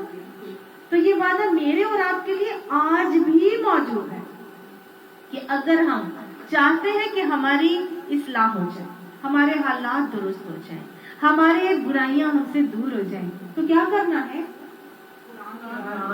ویری گڈ، قرآن کو تھام لینا. قرآن ہمارے سارے مسائل کا حل ہے. اللہ نے کہا برائیاں بھی دور کروں گا اور حالات کی اصلاح بھی کروں گا. تو قرآن ہی تو ہمارے سارے مشکلات اور مسائل کا حل ہے. یہاں پہ اللہ تعالیٰ نے صاف بتا دیا، انفرادی طور پر اصلاح چاہتے ہو، انفرادی طور پر برائیاں سے چھٹکارا چاہتے ہو، انفرادی طور پر بھی، اجتماعی طور پر بھی، گھرانے کی سطح پر بھی، معاشرتی سطح پر بھی، ملک و قوم کی سطح پر بھی تم چاہتے ہو کہ تمہارے برائیاں تم سے ختم ہو جائیں اور تمہارے حالات کی اصلاح ہو جائے، تو طریقہ کیا ہے؟ اپنے قرآن کو تھام لو، اس چیز کو تھام لو جو محمد صلی اللہ علیہ وآلہ وسلم کے اوپر نازل ہوئی ہے. اللہ نے سارے مشکلات کا حل یہاں پہ مجھے اور آپ کو بتا دیا. آج ہم برائیوں کے دلدل میں ڈوبے ہوئے ہیں. ہم بحیثیت فرد بھی ہم ڈوبے ہوئے ہیں، بحیثیت گھرانے بھی ہم ڈوبے ہوئے ہیں کہ نہیں؟ اور بحیثیت قوم اگر ہم دیکھیں تو ہر قسم کے بحرانوں کا شکار ہے. بحیثیت قوم اگر ہم دیکھیں تو ہر قسم کی برائیاں ہماری قوم میں موجود ہیں. بحیثیت قوم اگر ہم دیکھیں تو ہر قسم کی پریشانیاں، بے فسق و فجور، فحاشی اور عریانی کا طوفان ہماری قوم کے اندر موجود ہے کہ نہیں؟ ہمارے خاندانوں کے اندر موجود ہے کہ نہیں؟ تو اگر ہم چاہتے ہیں کہ ہماری برائیاں بھی ہم سے دور ہو جائیں، ہمارے حالات کی بھی اصلاح ہو جائے، تو ہمارا رویہ صرف اور صرف وہی ہوگا جو اللہ چاہتا ہے. اگر یہ رویہ ہمارا ہو جائے کہ ہم قرآن سے جڑ جائیں تو پھر انشاءاللہ اللہ ہمارے سارے معاملات کو درست کر دے گا. ہمارے بگڑے حالات درست ہو جائیں گے، ہمارے آئے ہوئے طوفان چھٹ جائیں گے اور ظلم و زیادتی کا خاتمہ ہوگا. ملک بدحالی سے خوشحالی کی طرف آئے گا، گھرانے بدحالی سے خوشحالی کی طرف آئیں گے، ساری برائیاں ختم ہو کے نیکیاں اندر آئیں گی. اللہ تعالیٰ یہ کام کریں گے. میرا اور آپ کا کام نہیں، یہ کون کرے گا؟ اللہ کرے گا. یہ کیسے کرے گا؟ اس قرآن سے جڑنے سے کرے گا. یہ قرآن ہمارے سارے کے سارے مسائل کا حل ہے. اللہ ہمیں اس کو صحیح طریقے سے پڑھنے کی، اس کو سیکھنے کی، اس پر عمل کرنے کی توفیق عطا فرمائے. ذالک بأن الذین کفروا، یہ اس لیے ہے کہ اللہ نے یہ کام کیوں کیا؟ اس لیے کہ جو کفر کرنے والے تھے اتبعوا الباطل، وہ باطل کی پیروی کرتے تھے. یعنی کہ کفر کرنے والوں نے تو باطل کی پیروی کی تھی. وَأَنَّ الَّذِينَ آمَنُوا، اور جو ایمان لانے والے تھے اتبعوا الحق من ربهم، وہ اپنے رب کی طرف سے اس حق کی پیروی کرتے تھے جو ان کے رب نے ان کی طرف نازل کیا تھا. یہ کیوں ہوگا؟ اللہ نے صاف بتا دیا. اصلاح بالہم کیوں ہوگا؟ حالات کی اصلاح کیوں ہوگی؟ کیونکہ باطل تو ہے، وہ تو باطل کی پیروی کرتے رہتے کافر، لیکن ایمان لانے والے اس حق کی پیروی کر رہے تھے جو اللہ نے بھیجا تھا. کذالک یضرب اللہ للناس امثالہم، اللہ سبحانہ تعالیٰ اسی طرح سے لوگوں کو ٹھیک ٹھیک ان کی حیثیت بتائے دیتا ہے. اللہ نے صاف طریقہ مجھے اور آپ کو سکھا دیا کہ ہم نے قرآن سے جڑنا ہے تو انشاءاللہ ہمارے سارے مسائل کا حل اور حالات کی اصلاح ہو جائے گی. فَإِذَا لَقِيتُمُ الَّذِينَ كَفَرُوا، اب آگے آیت نمبر 3 ہے اور اس میں اللہ سبحانہ تعالیٰ اب کفار کے ساتھ مٹبھیڑ جب ہو تو کیا رویہ ہوگا وہ سکھا رہے ہیں. یعنی قتال کے حوالے سے جو احکامات اللہ نے نازل کیے وہ یہاں طریقہ اور سلیقہ سکھایا جائے گا. فَإِذَا لَقِيتُمُ الَّذِينَ كَفَرُوا، بس جب تمہاری مٹبھیڑ ہو ان لوگوں سے جنہوں نے کفر کیا ہے، یعنی کفر کے کفار کے ساتھ آمنا سامنا ہو جائے تو کیا کرو؟ فَضَرْبَ الرِّقَابِ، تو ان کی گردنوں پر مارو. حَتَّى إِذَا أَثْخَنْتُمُوهُمْ، جبکہ تم اچھی طرح سے ان کو کچل دو. فَشُدُّوا الْوَثَاقَ، تو پھر کیا کرو؟ قیدیوں کو سختی سے باندھو. فَإِمَّا مَنًّا، پھر ان کے ساتھ احسان کرو بعد اس کے بعد. وَإِمَّا فِدَاءً، یا پھر فدیہ دے کر معاملہ کر لو. حَتَّى تَضَعَ الْحَرْبُ أَوْزَارَهَا، حتیٰ یہاں تک کرو کہ لڑائی اپنے ہتھیار ڈال دے. تو گویا طریقہ سکھایا جا رہا ہے کہ جب کافروں کے ساتھ تمہاری مٹبھیڑ ہو تو پہلا کام یہ ہے کہ تم ان کی گردنیں مارو، اور جب گردنیں مارو گے یعنی ان کو قتل کرو، اور یاد رکھیں جب تم ان کو اچھی طرح سے کچل دو تو پھر قیدی بن جائیں گے، تو قیدیوں کو مضبوط باندھ لو. مضبوطی کے بعد، باندھنے کے بعد، قیدی بنانے کے بعد اب تمہارے پاس اختیار ہے کہ تم یا تو ان کے ساتھ احسان کر لو یا پھر فدیے کا معاملہ دے کر لین دین کر کے اپنے معاملات ان کے ساتھ نپٹاؤ اس وقت تک جب تک کہ لڑائی پوری طرح سے ختم نہ ہو جائے. یہ بیسیکلی آیت ہے جس آیت کو لوگ بڑا غلط طریقے سے کوٹ کرتے ہیں، یعنی اس کو مس کوٹ کیا جاتا ہے ٹیررزم کے حوالے سے، اور کہتے ہیں کہ اسلام تو ٹیررزم کا دین ہے، اور اس میں دیکھو اس آیت کے اندر لکھا ہے کہ جب بھی تمہیں کافر ملے تو تم ان کو مارو، اور ان کو جہاں تمہیں کافر ملے ان کی گردنیں مار دو، یعنی ان کو قتل کر دو. ان کی یہاں لکھا ہوا ہے نا فَضَرَبَ الرِّقَابَ، کہ ان کی گردنوں پہ مارو یعنی ان کو قتل کر دو. تو یہ اچھی طرح سمجھ لینا چاہیے ہم کو کہ ہمارا دین ٹیررزم کا دین نہیں ہے. یہ جو آیت ہے یہ کسی پس منظر میں جو ہے وہ نازل کی گئی ہے. جب تک کہ اس کے ریفرنس ٹو دا کانٹیکسٹ ہم آیت نہیں پڑھتے ہمیں آیت کا مطلب سمجھ میں نہیں آ سکتا. یہ آیت کا مطلب ہرگز بھی یہ نہیں ہے کہ تم دارالکفر میں جاؤ، یا اگر تمہارے یہاں پر کوئی ایسے لوگ رہتے ہیں جو اسلام قبول نہیں کیے ہوئے تو تمہیں جہاں ملتے ہیں بازاروں میں, سڑکوں میں, گلی کوچوں میں, وہ اسکولوں میں, کالجوں میں, تم ٹھیک ہے ان کو مارو, تمہیں اللہ نے اختیار دے دیے, جاؤ ان کو جان سے مار دو, ان کو ہلاک کر دو.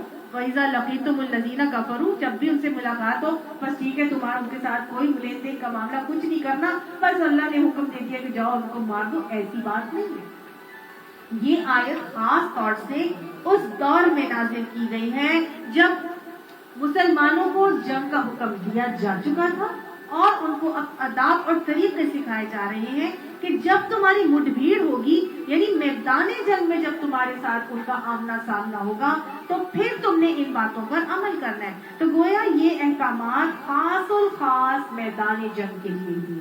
ٹھیک ہے, یہ میدان جنگ میں یہ احکامات دیے گئے ہیں, اور جب میدان جنگ میں آمنا سامنا ہوگا تو پھر کیا کرنا ہے, ان پہ گردنوں پہ, یعنی ان کو قتل کرو, ان کی گردنوں پر مارو, جب تک کہ ان کو اچھی طرح سے تم کچل نہیں دیتے. تو کچلنے کے بعد پھر کیا کرو, ان کو قید کر لو, اور قید کرنے کے بعد اب دو قسم کے کام ان کے ساتھ تم لے سکتے ہو, یا تو احسان کر دو ان کے ساتھ, یا پھر فدیہ کا لین دین کا معاملہ کر کے ان کو رہا کرو.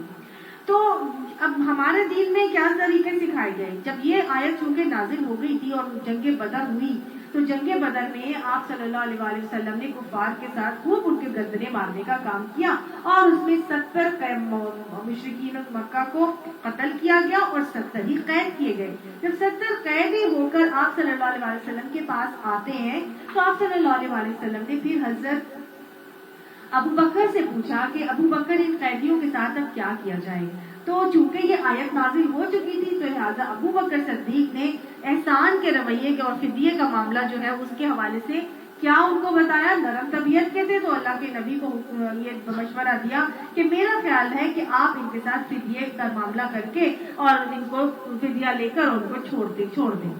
تو نبی صلی اللہ علیہ وآلہ وسلم نے حضرت عمر سے پوچھا, تو حضرت عمر نے کہا کہ یا رسول اللہ صلی اللہ علیہ وسلم, آپ ایسا کیجئے کہ ان کو میرے حوالے کیجئے اور آپ میرے حوالے کریں, اور میں ایک ایک کو ان کے رشتہ دار کے حوالے کروں گا, اور ہر رشتہ دار اپنے رشتہ دار کی گردنیں مارے, یعنی ان کو قتل کرے گا. تو آپ صلی اللہ علیہ وآلہ وسلم نے حضرت ابو بکر صدیق کا مشورہ قبول کیا, کیونکہ سورہ محمد کے اس آیت کے حوالے سے یہ حکم اللہ کا دیا جا چکا تھا. اللہ کو یہ بات پسند نہیں ہے. اللہ سبحانہ تعالیٰ نے جب سورہ انفال نازل کی تو اس میں پھر صاف صاف کہہ دیا تھا, اللہ کے نبی کو یہ بات فرما دی گئی تھی کہ اگر آپ نے مطلب اس سے آپ نے فدیے کا لین دین کیوں کیا, آپ دنیا کی محبت چاہتے ہیں, یعنی آپ مال و دولت چاہ رہے تھے جو آپ نے ان سے فدیہ کا لین دیا. فدیہ کیا ہوتا ہے, آپ کچھ لیتے ہیں اور پھر آپ چھوڑ دیتے ہیں نا انسان کو. تو آپ دنیا کی محبت کی وجہ سے آپ دنیا کا مال چاہ رہے تھے, آپ کو چاہیے تھا کہ آپ ان کی گردنیں مارتے, آپ ان کو قتل کر دیتے. تو پھر اللہ تعالیٰ نے یہ کہا کہ اگر یہ بات میں نے پہلے سے تمہیں نہ بتائی ہوتی, یعنی یہ آیت نازل نہ ہوئی ہوتی, تو تمہارے ساتھ بڑا سختی کا معاملہ کیا جاتا. آپ صلی اللہ علیہ وسلم اس آیت سے ہل گئے, بہت پریشان. جب یہ نازل ہوئی تو حضرت ابو بکر فرماتے ہیں کہ میں نبی صلی اللہ علیہ وسلم کے پاس گیا تو وہ زار و قطار رو رہے تھے, اور پھر آپ صلی اللہ علیہ وسلم نے فرمایا, ابو بکر اس درخت کے پیچھے مجھے وہ عذاب دکھایا گیا جو مجھے اور تجھے دیا جانے والا تھا. اگر سورہ محمد کی آیت پہلے سے نازل نہ ہوئی ہوتی تو مجھے اور تجھے جو عذاب دیا جانا تھا نا, مجھے ابھی اس درخت کے پیچھے وہ عذاب دکھایا گیا. اللہ تعالیٰ نے یعنی ان کی بھی پکڑ کر دی. اللہ نے یہ پسند کیا کہ کفار کے ساتھ سختی کا برتاؤ کیا جائے. بہرحال اب یہاں پہ اللہ سبحانہ تعالیٰ نے جو 2 لمیٹیشنز دی اور 2 طریقے سکھائے کہ قیدیوں کے ساتھ کیا کیا جائے گا. ہمارے دین میں قیدیوں کے ساتھ بے انتہا حسن سلوک کا طریقہ سکھایا گیا ہے. دوسرے ادیان میں قیدیوں کے ساتھ بہت سختی کا معاملہ کیا جاتا ہے. جنگی قیدی جب بھی قید ہو کر آتے ہیں تو دوسرے قیدیوں کے ساتھ گوانتانامو بے کے حوالے سے شاید آپ نے کبھی پڑھا ہو, یہ انتہائی سخت جگہ ہے جہاں پر قیدیوں کو رکھا جاتا ہے اور انتہائی ٹارچرز کا شکار بنایا جاتا ہے. اتنی اذیتیں, اتنی بربریت, اتنی سختی کہ انسان مشکل ہی سے وہاں سے سروائیو کر سکتا ہے. بہت ہی زیادہ سختیاں اور عقوبتیں وہاں پہ دی جاتی ہیں. لیکن आते हैं मेंटली स्टेबल तो नहीं रहते। जी, इंडिया से भी वो कह रही है कि जो वापस आते हैं वो मेंटली स्टेबल तो नहीं रहते। तो इतना ज्यादा दूसरे मुल्कों के जो लोग हैं वो कैदियों के साथ वहशियाना किस्म का सलूक करते हैं, लेकिन हमारा दीन हरगिज़ भी टेररिज्म का दीन नहीं है। हमारे दीन में मैं भी आपको बताऊंगी कि कैदियों के साथ क्या क्या तरीके और रवैये अपनाने का हुक्म दिया गया। ये जो लोग आज हमारे लिए टेररिज्म का नाम लगा के इस्लाम को डिफेम करने की कोशिश करते हैं, वो देखें कि हमारा दीन हमें कैदियों के साथ उतना उसने सलूक सिखाता है। सबसे पहले तो ये किया जाता है कि कैदी जब आते हैं तो उनको सबसे पहले इस्लाम पेश किया जाता है। अगर वो इस्लाम कबूल कर लेते हैं तो वेल एंड गुड, वो मुसलमान हो जाते हैं। अभी उनको एक जगह पे रखा जाता है कुछ अरसे तक। उस जमाने में कैद खाने तो होते नहीं थे, तो कैदियों को किसी एक खास जगह पे रखा जाता था, उनको इस्लाम कबूल करने के लिए पेशकश की जाती थी। अगर वो मुसलमान हो जाए तो ठीक है, आजाद हो गए, लेकिन अगर वो इस्लाम नहीं कबूल करते तो फिर उनको ऑप्शंस दी जाती थी। और ऑप्शन में सबसे पहले ऑप्शन क्या थी कि इस्लाम कबूल नहीं कर रहे तो ठीक है, फिर तुम्हें कत्ल किया जाएगा, कत्ल होने के लिए तैयार हो जाओ। लेकिन नबी अकरम सल्लल्लाहु अलैहि वसल्लम ने इस ऑप्शन और लचक के बावजूद अपनी जिंदगी में निहायत ही कम लोगों को कत्ल किया। 70 मुशरिकीन मक्का आए थे जंग बदर के अंदर, लेकिन सिर्फ 2 को कत्ल किया गया, सिर्फ 2 को, नजर बिन हारिस को और एक और उक़बा बिन अबी मुईत को। नजर बिन हारिस वही था जो लावल हदीस लेकर आया था, और उक़बा बिन अबी मुईत हुआ था जिसने नबी सल्लल्लाहु अलैहि वसल्लम की गर्दन में रस्सी के बल डाल डाल के इतने बल डाले थे कि आप सल्लल्लाहु अलैहि वसल्लम की आंखें गोया उबल आई थी बाहर की जानिब। तो आप सल्लल्लाहु अलैहि वसल्लम के ऊपर जानलेवा हमला किया था। ये 2 लोग थे जिनको कत्ल किया गया था, बाकी किसी को भी कत्ल नहीं किया गया।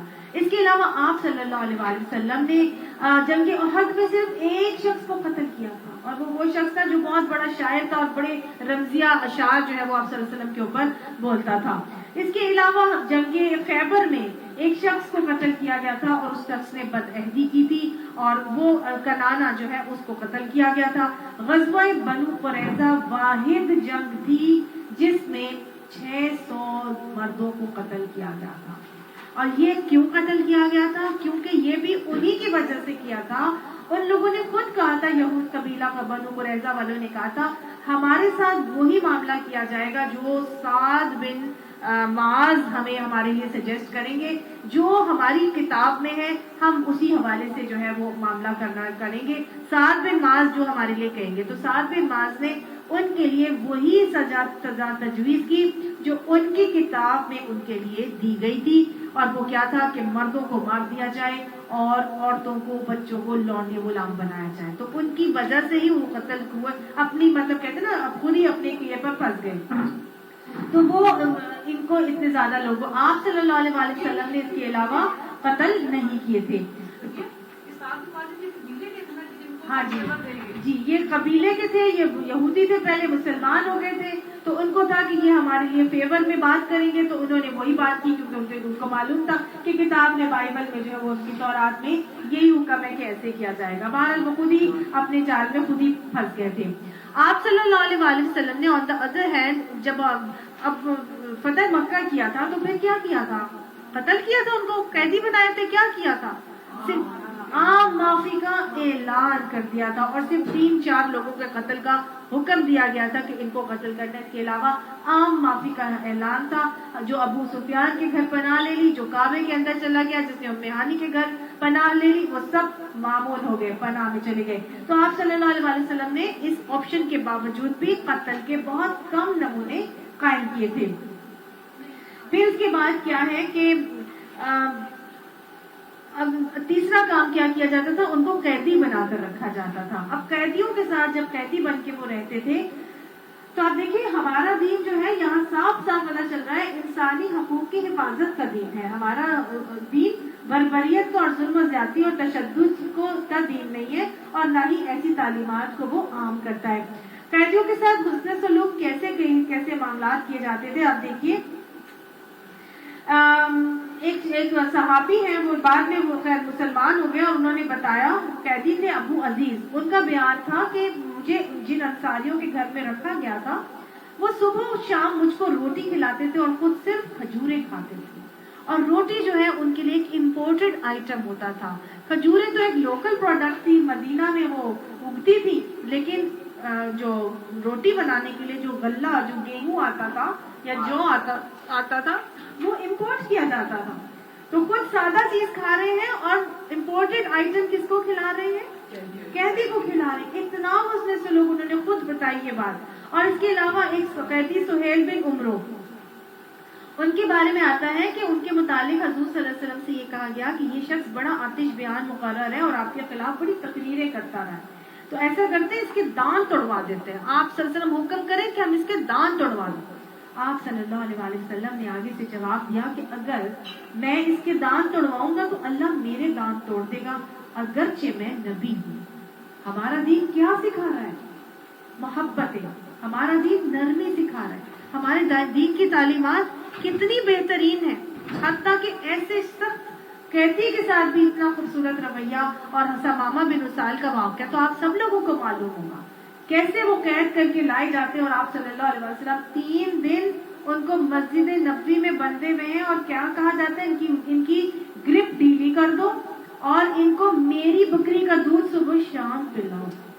نبی کی بکری کا دودھ صبح شام پلایا جاتا ہے. اور اس قیدی نے کیا کیا, پھر بعد میں فوراً جا کے اسلام قبول کر لیا. تو دین ہمارا بزور شمشیر تو پھیلا ہی نہیں تھا, بلکہ اسی حسن سلوک کی وجہ سے پھیلا تھا.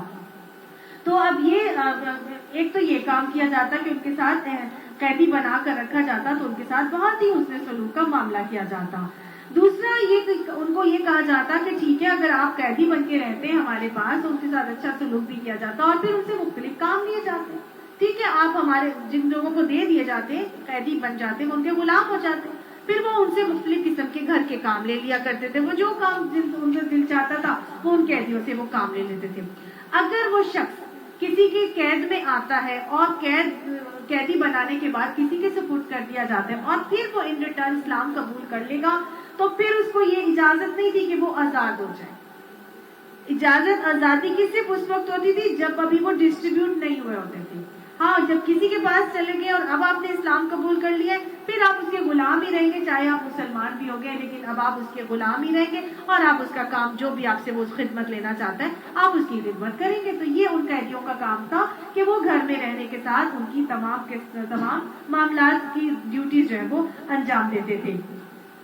ایک اور طریقہ ان کے ساتھ یہ ہوتا تھا کہ قیدیوں کو ان کے ساتھ معاملہ یہ کیا جاتا تھا کہ اگر آپ کو کوئی ہنر آتا ہے, کوئی فن آتا ہے, کوئی تعلیم آتی ہے, تو آپ کیا کریں, آپ یہ فن ہنر جو ہے وہ ہمیں سکھا دیں, اس کے بدلے میں پھر ہم آپ کو رہا کر دیں گے. تو یہ ایک فدیے کا لین دین کا کانسیپٹ تھا کہ فدیہ میں وہ کیا کر رہے ہیں, اپنی رہائی کے بدلے وہ علم جو ہے وہ سکھا رہے ہیں, ہنر جو ہے وہ کسی کو سکھا رہے ہیں. تو یہ ایک اور طریقہ ان کے ساتھ ہوتا تھا کہ اگر وہ کوئی ہنر دے کر آزاد ہونا چاہتے ہیں اس فدیے کے, اس کو پھر وہ فدیہ کے طور پر آپ لے لینا کہ وہ جتنی دیر تک وہ ہنر سکھائیں گے تو اتنی دیر میں آپ ان کے غلام رہیں گے, لیکن اس کے بعد جب آپ وہ اپنا کام سکھا دیں گے تو پھر آپ کو آزادی ہے, آپ آزاد ہو کے چلے جائیں گے.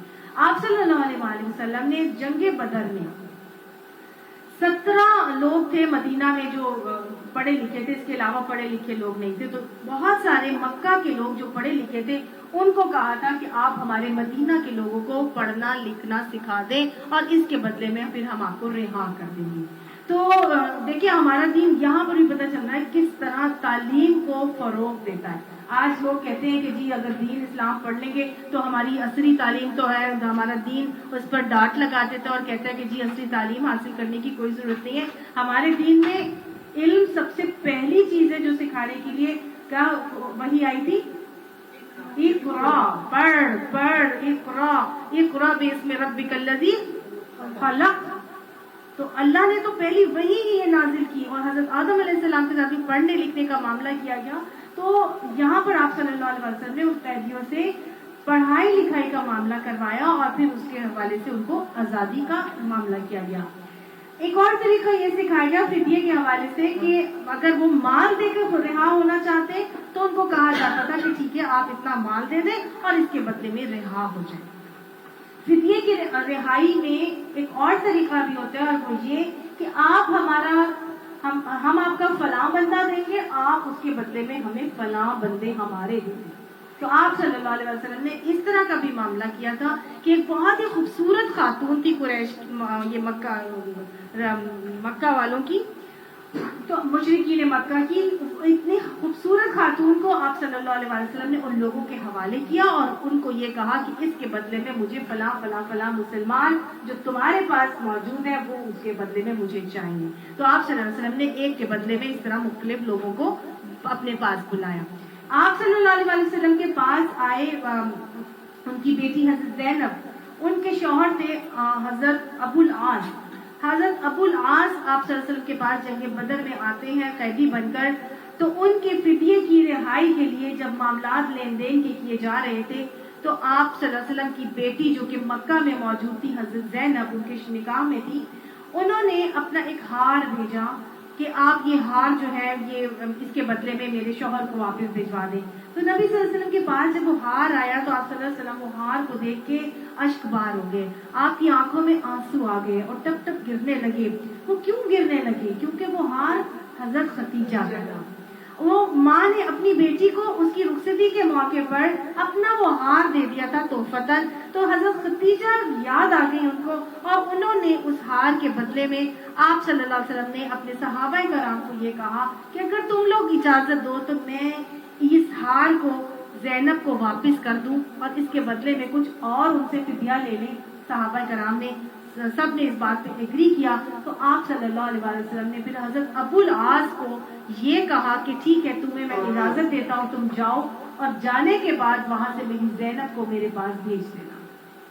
تو ابو العاص کے بدلے میں پھر حضرت زینب جو ہے وہ آپ صلی اللہ علیہ وسلم کے پاس آ جاتی ہیں. تو عدلے کا بدلہ بھی فدیے میں کیا جا سکتا ہے، مال بھی لیا جا سکتا ہے. کہ جیسے حضرت مصعب بن عمیر کا ایک بھائی جو ہے وہ جنگ بدر میں قید ہوا تو حضرت مصعب بن عمیر نے ایک صحابی کو کہا جو ان کو قید کر رہے تھے کہ اس کو ذرا سختی سے پکڑنا کہ اس کی ماں بہت امیر عورت ہے اور وہ فدیے میں بدلے میں تمہیں بہت زیادہ مال دے گی.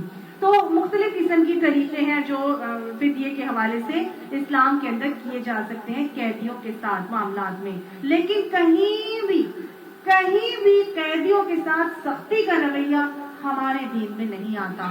لوگ اسلام کو ڈیفیم کرنے کے لیے بربریت اور سختی اور ظلم و زیادتی اور تشدد کی باتیں کرتے ہیں کہ اسلام ٹیررزم کا دین ہے، لیکن اسلام میں کہیں بھی قیدیوں کے ساتھ اس قسم کے کوئی معاملات نہیں ہیں. جو بدنام کر رہے ہیں وہ خود ہی بہت ظالم ہیں، خود ہی بربریت کے جو ہے وہ دل دادا ہیں اور بربریت کے علم بردار ہیں. ہمیں اپنی احکامات کو کھلے دل سے سمجھنا چاہیے اور ہمیں ان احکامات کو اگر کوئی ڈیفیم کرنے کی کوشش کرے تو ان تک ان باتوں کو پہنچانا ہے کہ نہیں، ہمارا دین ہرگز بھی اس چیز کی تعلیمات نہیں دیتا اور ہمارے دین میں تو ہر طرح سے نرمی اور محبت اور پیار کا پیغام دیا جاتا ہے. کیونکہ اسلام امن کا دین ہے، اسلام سلامتی کا دین ہے، اسلام ظلم و تشدد کا دین نہیں ہے. تو اب یہاں پر آگے بتایا جا رہا ہے کہ پھر کیا کرو تم، کہ اس وقت تک یہ کام کرو جب تک کہ لڑائی اپنے ہتھیار نہ ڈال دے. ذالکا، یہ ہے تمہارے کرنے کا کام. تو یہ بتایا جا رہا ہے اصل میں تمہیں یہ کرنا. وَلَوْ يَشَاءُ اللَّهُ لَانتَصَرَ مِنْهُمْ، اللہ چاہتا تو خود ہی ان سے نمٹ لیتا. وَلَكِنْ لِيَبْلُوَ بَعْضَكُمْ بِبَعْضٍ، لیکن اللہ کا یہ طریقہ اس نے کیوں اختیار کیا؟ کیونکہ وہ آزمائے تم کو، کہ تم لوگ کو ایک سے دوسرے کے ذریعے سے اللہ آزما کر دیکھے. وَالَّذِينَ قُتِلُوا فِي سَبِيلِ اللَّهِ، اور وہ لوگ جو اللہ کی راہ میں قتل کیے گئے یا قتل کیے جائیں گے، فَلَن يُضِلَّ أَعْمَالَهُمْ، ان کے اعمال اللہ ہرگز بھی ضائع نہیں کرے گا. تو گویا آگے اللہ تعالیٰ نے شہید کی جو ہے وہ درجات، شہید کے اجر بتا دیے اور لوگوں کو تسلی دلا دی کہ اللہ کی راہ میں اگر مر جاؤ گے، شہید ہو جاؤ گے تو فکر نہ کرنا، اللہ شہیدوں کے اعمال کو ہرگز بھی ضائع نہیں کرے گا. کیونکہ شہید مردہ ہوتا ہی نہیں. پیچھے ہم پڑھ کے آ گئے ہیں کہ وَلَا تَقُولُوا لِمَن يُقْتَلُ فِي سَبِيلِ اللَّهِ أَمْوَاتًا، جو اللہ کی راہ میں قتل کیے جائیں ان کو مردہ مت کہو، بل احیاء، ان کو تو زندہ ہے. وَلَكِنْ لَا تَشْعُرُونَ، تمہیں اس کا شعور نہیں. ایک جگہ آتے ہیں عند ربهم یرزقون، اللہ کے نزدیک، اپنے رب کے نزدیک وہ رزق بھی پا رہے. تو نہ صرف وہ زندہ ہیں ہمیں ان کی زندگی کا شعور نہیں، بلکہ وہ زندہ ہونے کے ساتھ ساتھ اللہ کے نزدیک اللہ کی طرف سے رزق بھی پا رہے ہیں. اور حدیث اس کی تصدیق کرتی ہے. آپ صلی اللہ علیہ وسلم نے فرمایا کہ شہید کی روحیں، شہید کی ارواح سب پرندوں کی شکل میں جنت کے پرندوں کے اندر ہوتی ہیں، اور وہ سارا وقت جنت میں اڑتی ہیں اور چرتی چگتی ہیں. اور جب شام ہوتی ہے تو اللہ کے عرش کے نیچے جو قندیلیں لٹکی ہیں ان میں آ کر وہ ٹھکانہ کرتی ہیں یا بسیرا کرتی ہیں. تو شہید جو ہے وہ تو زندہ ہے، وہ تو رزق پا رہا ہے، سارا دن جنت میں رزق چرتا چگتا رہتا ہے. شہید وہ شخص ہے جو مردہ نہیں ہوتا، اور اللہ تعالیٰ اس شخص کو مرنے سے پہلے اس کا ٹھکانہ جنت میں دکھا دیتا ہے. حدیث کے حوالے سے ہمیں پتہ چلتا ہے کہ شہید کو اس کے مرنے سے پہلے اس کا ٹھکانہ جنت میں دکھا دیا جاتا ہے. شہید وہ شخص ہوتا ہے خوش نصیب جس کو قبر کی مٹی نہیں کھاتی. اللہم ارزقنا شہادۃ فی سبیلک. شہید اپنے ساتھ کتنے لوگوں کی سفارش کر سکے گا. جانا تو سب نہیں ہے نا. اللہ کی راہ میں اگر چلتے ہوئے اللہ کی راہ میں زندگی بسر کرتے ہوئے مجاہدہ کرتے ہوئے جائیں گے تو انشاءاللہ اللہ شہادت کی موت بھی عطا فرمائیں گے. اللہ سے جو سچے دل سے شہادت کی تمنا کرتا ہے اور دعا مانگتا ہے، اگر اس کو بستر مرگ پر بھی موت آئے تو اللہ تعالیٰ شہادت کی موت عطا فرماتے ہیں. اللہ کو وہ دو قطرے بہت محبوب ہیں، جو شہید کی جسم سے نکلنے والا خون کا قطرہ اور خوف خدا سے بہنے والا آنسو کا قطرہ. اللہ ہمیں ان لوگوں میں شامل فرمائے، کیونکہ شہید کے درجات بہت ہیں. اللہ تعالیٰ نے فرمایا کہ میں کیا کروں گا، ان کے اعمال کو ضائع نہیں کروں گا. فَلَن يُضِلَّ أَعْمَالَهُمْ، اور کیا کروں گا، سَيَهْدِيهِمْ وَيُصْلِحُ بالہم. اور قریب اللہ انہیں ہدایت بھی دے گا اور ان کے حالات بھی درست کر دے گا. کیسے حالات ان کے درست ہوں گے، وَيُدْخِلُهُمُ الْجَنَّةَ عَرَّفَهَا لَهُمْ، اللہ ان کو جنت میں داخل کرے گا جن سے وہ ان کو تعارف کرا چکا ہے، واقف کرا چکا ہے. کیسے واقف ہوتا ہے انسان جنت سے؟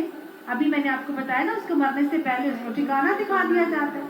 دوسرا آپ صلی اللہ علیہ وسلم نے فرمایا کہ قسم ہے اس ذات کی جس کے ہاتھ میں محمد صلی اللہ علیہ وسلم کی جان ہے، جب جنتی جنت کے گھر میں داخل ہوں گے تو ہر جنتی اپنے جنت کے گھر کا راستہ اتنی آسانی سے پا لے گا جس طرح وہ دنیا کے گھر کا راستہ پا لیتا ہے، کیونکہ اس کو معلوم ہوگا کہ یہ میرا گھر ہے.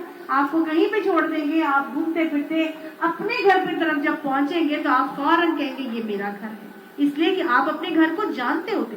تو جنتی بھی اپنے گھر کو چونکہ دیکھ چکا ہوگا، لہٰذا جنت میں جب وہ جائے گا تو سیدھا جا کے اپنے ہی گھر میں پہنچے گا، اس کو وہ ٹھکانہ دکھایا جا چکا ہوتا ہے.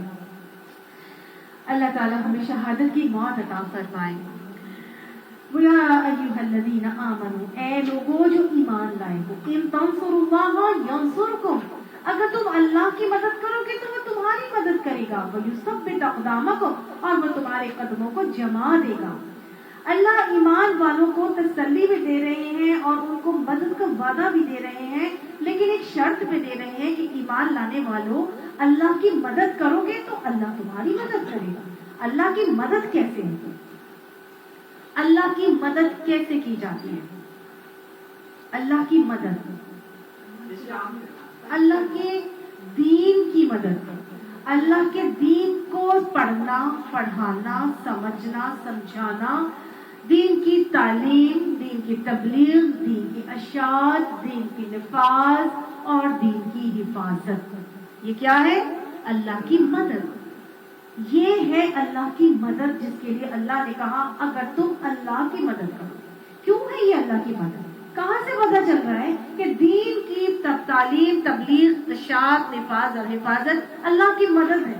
اس لیے کہ اللہ تعالیٰ نے قرآن میں فرمایا انی جاعل فی الارض خلیفہ، میں زمین میں اپنا خلیفہ بھیج رہا ہوں بنا کے. ایسے ہی اللہ نے اپنا خلیفہ، اپنا نائب بنا کے کس کو بھیجا؟ انسان کو. تو انسان کو کیوں بھیجا تھا؟ اللہ کی پہچان کروانے، اللہ کے دین کو نافذ کرنے، اللہ کے دین کو قائم کرنے کے لیے اللہ نے اپنا ایک نائب بنا کے مجھے اور آپ کو دنیا میں بھیجا. اصل میں تو اللہ تعالیٰ اپنا ہی نظام چاہتے تھے نا. جو ایک مینوفیکچرر ہوتا ہے وہ اپنے ہی مطابق ساری چیز کو چلاتا ہے نا. تو اللہ جو دنیا کائنات کا میرا آپ کا مینوفیکچرر ہے، اللہ نے اس کو چلانے کے لیے، دنیا کو چلانے کے لیے کیسے چلانا ہے، کیا نظام ہوگا، کیا طریقہ ہوگا، کیا قوانین ہوں گے، تم کیسے رہو گے، تمہیں کیا کرنا چاہیے، تم نے لے کے کیسے چلنا ہے ساری چیزوں کو، یہ اللہ تعالیٰ نے کیسے بتایا مجھے اور آپ کو، اس قرآن میں بتایا اور سکھا دیا گیا کہ اب اس کو لے کے نافذ کرو اپنی ذاتوں پر بھی اور اپنی دنیا کے اوپر بھی. تو اللہ نے اس سارے نظام کو چلانے کے لیے اپنا خلیفہ اور نائب مجھے اور آپ کو بنا کر بھیجا تھا. اس لیے بھیجا تھا کہ بندے خالق کو بھول نہ جائیں، اپنے خالق کو پہچان لیں. یہ بھولے ہوئے رب کو جو بھولے ہوئے ہیں، ان بھولے ہوئے کو ان کا رب یاد کرا دو اور دیکھ لو، ان کو بتا دو کہ اللہ موجود ہے اور تمہیں اللہ نے کیا بنا دیا، خیر امت بنا کے بھیجا، لوگوں کے لیے بھیجا. تامرون بالمعروف ونہون عن المنکر کرو گے تو پھر اللہ تعالیٰ نے انبیاء کو بھیجا اور مجھے اور آپ کو آج کیا بنا دیا، انبیاء کا نائب بنا دیا. جو قرآن پڑھ لیتے ہیں، عالم علماء انبیاء کے نائب ہوتے ہیں. علماء کی وراثت نہیں ہوتی، وہ اپنی وراثت میں کیا چھوڑ کے جاتے ہیں، علم چھوڑ کے جاتے ہیں. تو جس کے پاس اب اس قرآن کا علم آتا جا رہا ہے وہ انبیاء کا نائب، انبیاء کا وارث ہوتا جا رہا ہے. اور یہ ذمہ داری اب میرے آپ کے سب کے کندھوں پر ہے. اور اب ہم سب نے کیا بننا ہے، اللہ کے مددگار، انصار بننا ہے. نحنو انصار اللہ، ہم اللہ کے مددگار ہیں. ہم اللہ کے دین کی تبلیغ کے لیے نکلیں گے، ہم اللہ کے دین کی اشاعت کے لیے نکلیں گے، ہم اللہ کے دین کی حفاظت کے لیے نکلیں گے. ہم ہر چیز کریں گے. اور ایسے کام کرنے والوں کا رتبہ اور درجہ حدیث کیا بتاتی ہے، خیرکم من تعلم القرآن وعلمہ. تم میں بہترین اب وہ ہیں جو قرآن پڑھتے ہیں اور قرآن کو آگے سکھاتے ہیں. تو یہ کام مجھے اور آپ کو کرنا ہے جو اللہ کی مدد ہے. اللہ سبحانہ تعالیٰ ایسے کام کرنے والوں کو بے انتہا اجر کے وعدے دیتا ہے. وہ قدم جو دین کی راہ میں خاک آلود ہوتے ہیں، آپ صلی اللہ علیہ وسلم نے فرمایا ان قدموں کے اوپر جہنم کی آگ حرام ہے.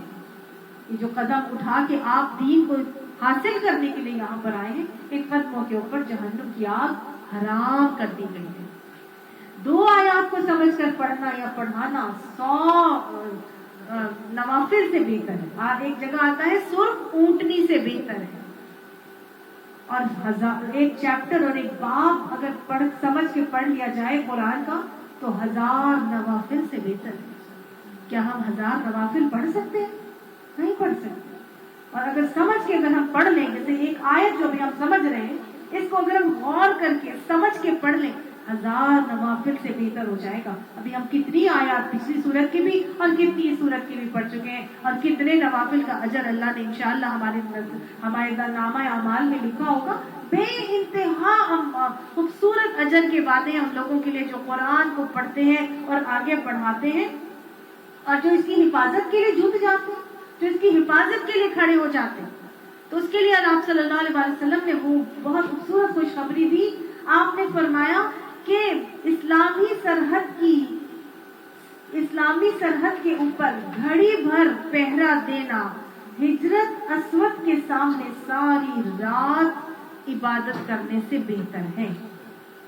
ہجرت اسود کے سامنے 70,000 فرشتے ہر وقت موجود ہوتے ہیں. 70,000 فرشتوں کی عبادت ہجر اسود کے سامنے ساری رات عبادت کرنے سے بہتر ہے اگر گھڑی بھر بھی اسلامی سرحد پر پہرا دیا جائے. تو گویا اگر میں اور آپ اسلام کی تبلیغ اور اشاعت اور اس کی حفاظت کے لیے انشاءاللہ جت جائیں گے، ہم نصارہ بن جائیں گے، پھر اللہ کیا کرے گا؟ ان تنصروا اللہ ینصرکم، اللہ تمہاری مدد کرے گا. اللہ انشاءاللہ ہماری مدد کرے گا. اللہ کیسی مدد کرتا ہے؟ اللہ کیسی مدد کرتا ہے؟ اللہ سبحانہ تعالیٰ فرماتا ہے میں اپنے بندے کے گمان سے بڑھ کر اس کے ساتھ معاملہ کرتا ہوں. وہ میری طرف 1 ہاتھ آتا ہے، میں 10 ہاتھ آتا ہوں. 1 قدم آتا ہے وہ چل کر آتا ہے، میں دوڑ کر آتا ہوں. 1 قدم آتا ہے، میں 10 قدم آتا ہوں. گویا اللہ سبحانہ تعالیٰ اتنا زیادہ ہماری طرف اپنی توجہ کر لیتا ہے. اور پھر کیا کرتا ہے اللہ سبحانہ تعالیٰ؟ اللہ سبحانہ تعالیٰ फरमाता है कि 3 लोगों की मदद का जिम्मा अल्लाह ताला ने ले लिया। 3 लोगों में से एक वो है जो मुजाहिद फी सबीलिल्लाह है, अल्लाह की राह में जिहाद करने वाला। ये मुजाहिदा ही तो है। दीन हासिल करना कोई आसान था आपके लिए? इतनी सर्दी में निकल के आना, यहाँ पे बैठना? कौन अपने गरम गरम घर को और बिस्तर को छोड़कर आता है? मुजाहिदा है ना जो हम कर आए। क्यों आए? दीन सीखने के लिए आए।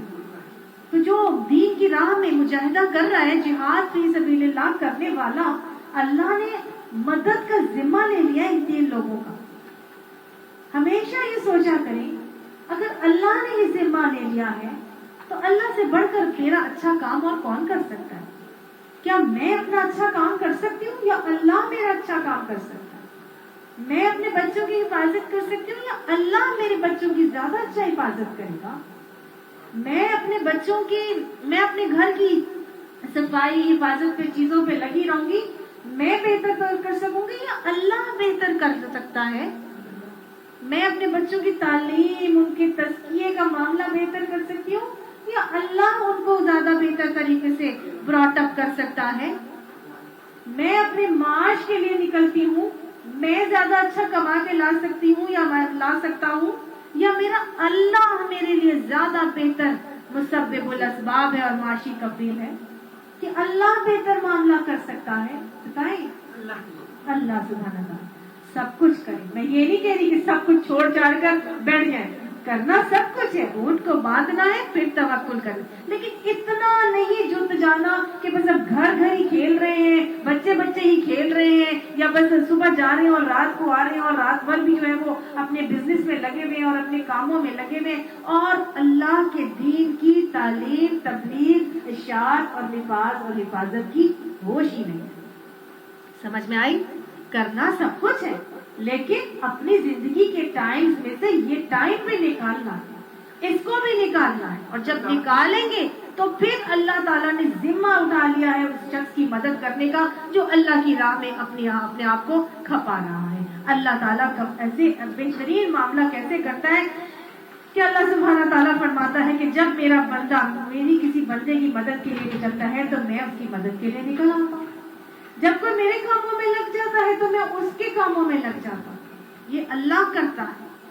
अल्लाह के काम करेंगे, अल्लाह के काम के लिए निकलेंगे, इसीलिए तो दीन हासिल करते हैं ना कि अपनी जात पर नाफिज करें और फिर अपने घरानों पर नाफिज करें, अपनी औलादों को सिखाएं और आगे उनको सदका जारिया बनाएं और आगे इसके नफाज और इशाअत का काम करें और जहाँ कहीं देखें मुनकिर हो रहा है उसके लिए नही अनिल मुनकिर का काम भी करें।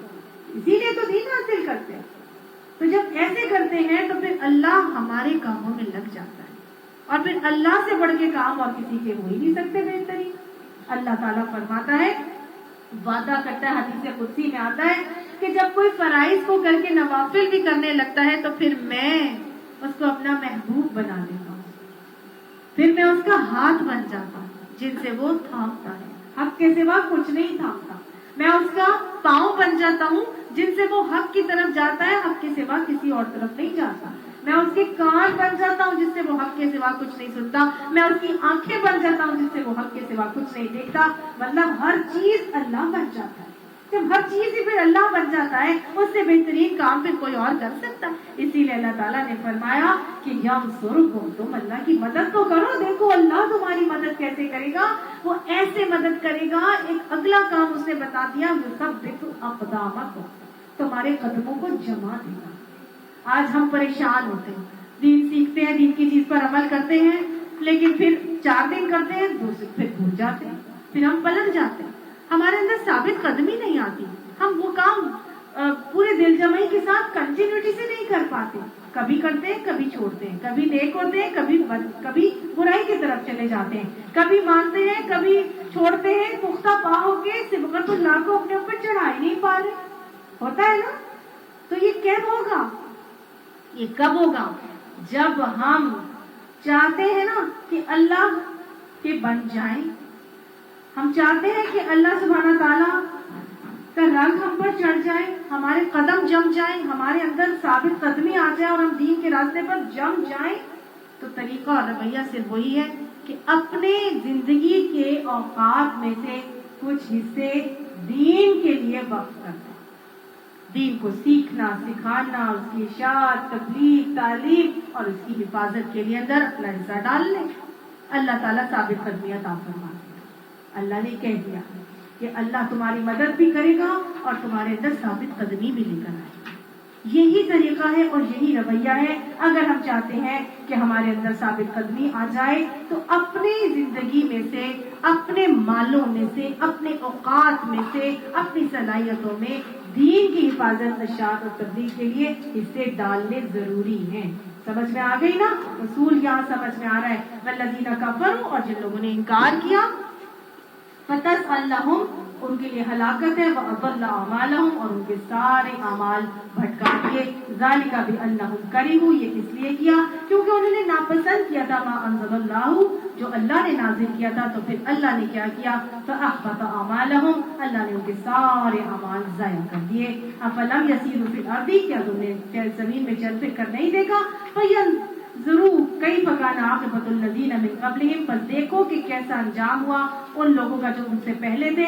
دمر اللہ علیہم، اللہ نے ان کو، ان کا سب کچھ انہی پر الٹ دیا۔ وللکافرین امثالھا، اور کافروں کے لیے ایسے ہی نتائج ان کے مقدر ہیں۔ ذالک بان اللہ مولی الذین آمنوا، یہ اللہ نے اس لیے کیا کیونکہ اللہ ایمان لانے والوں کا ولی بن جاتا ہے۔ وان الکافرین لا مولی لہم، اور اللہ کافروں کا ولی نہیں بنتا، اللہ کافروں کا مددگار اور دوست نہیں بنتا۔ اللہ ہمیں اپنی ولایت عطا فرما دے، اللہ ہم سے راضی ہو جا، اللہ ہم سے خوش ہو جا، اللہ سبحانہ تعالیٰ ہمیں انصار اللہ بنا دے، اور اللہ سبحانہ تعالیٰ ہمیں ایسے کاموں کی توفیق عطا فرما دے جو رضی اللہ عنہم ورضوا عنہ والے لوگوں میں شامل ہونے والے بن جائیں، اور اللہ سبحانہ تعالیٰ ہمیں دین کے مجاہد مہاجر اور دین کے انصار بننے کی توفیق عطا فرمائے۔ اللہ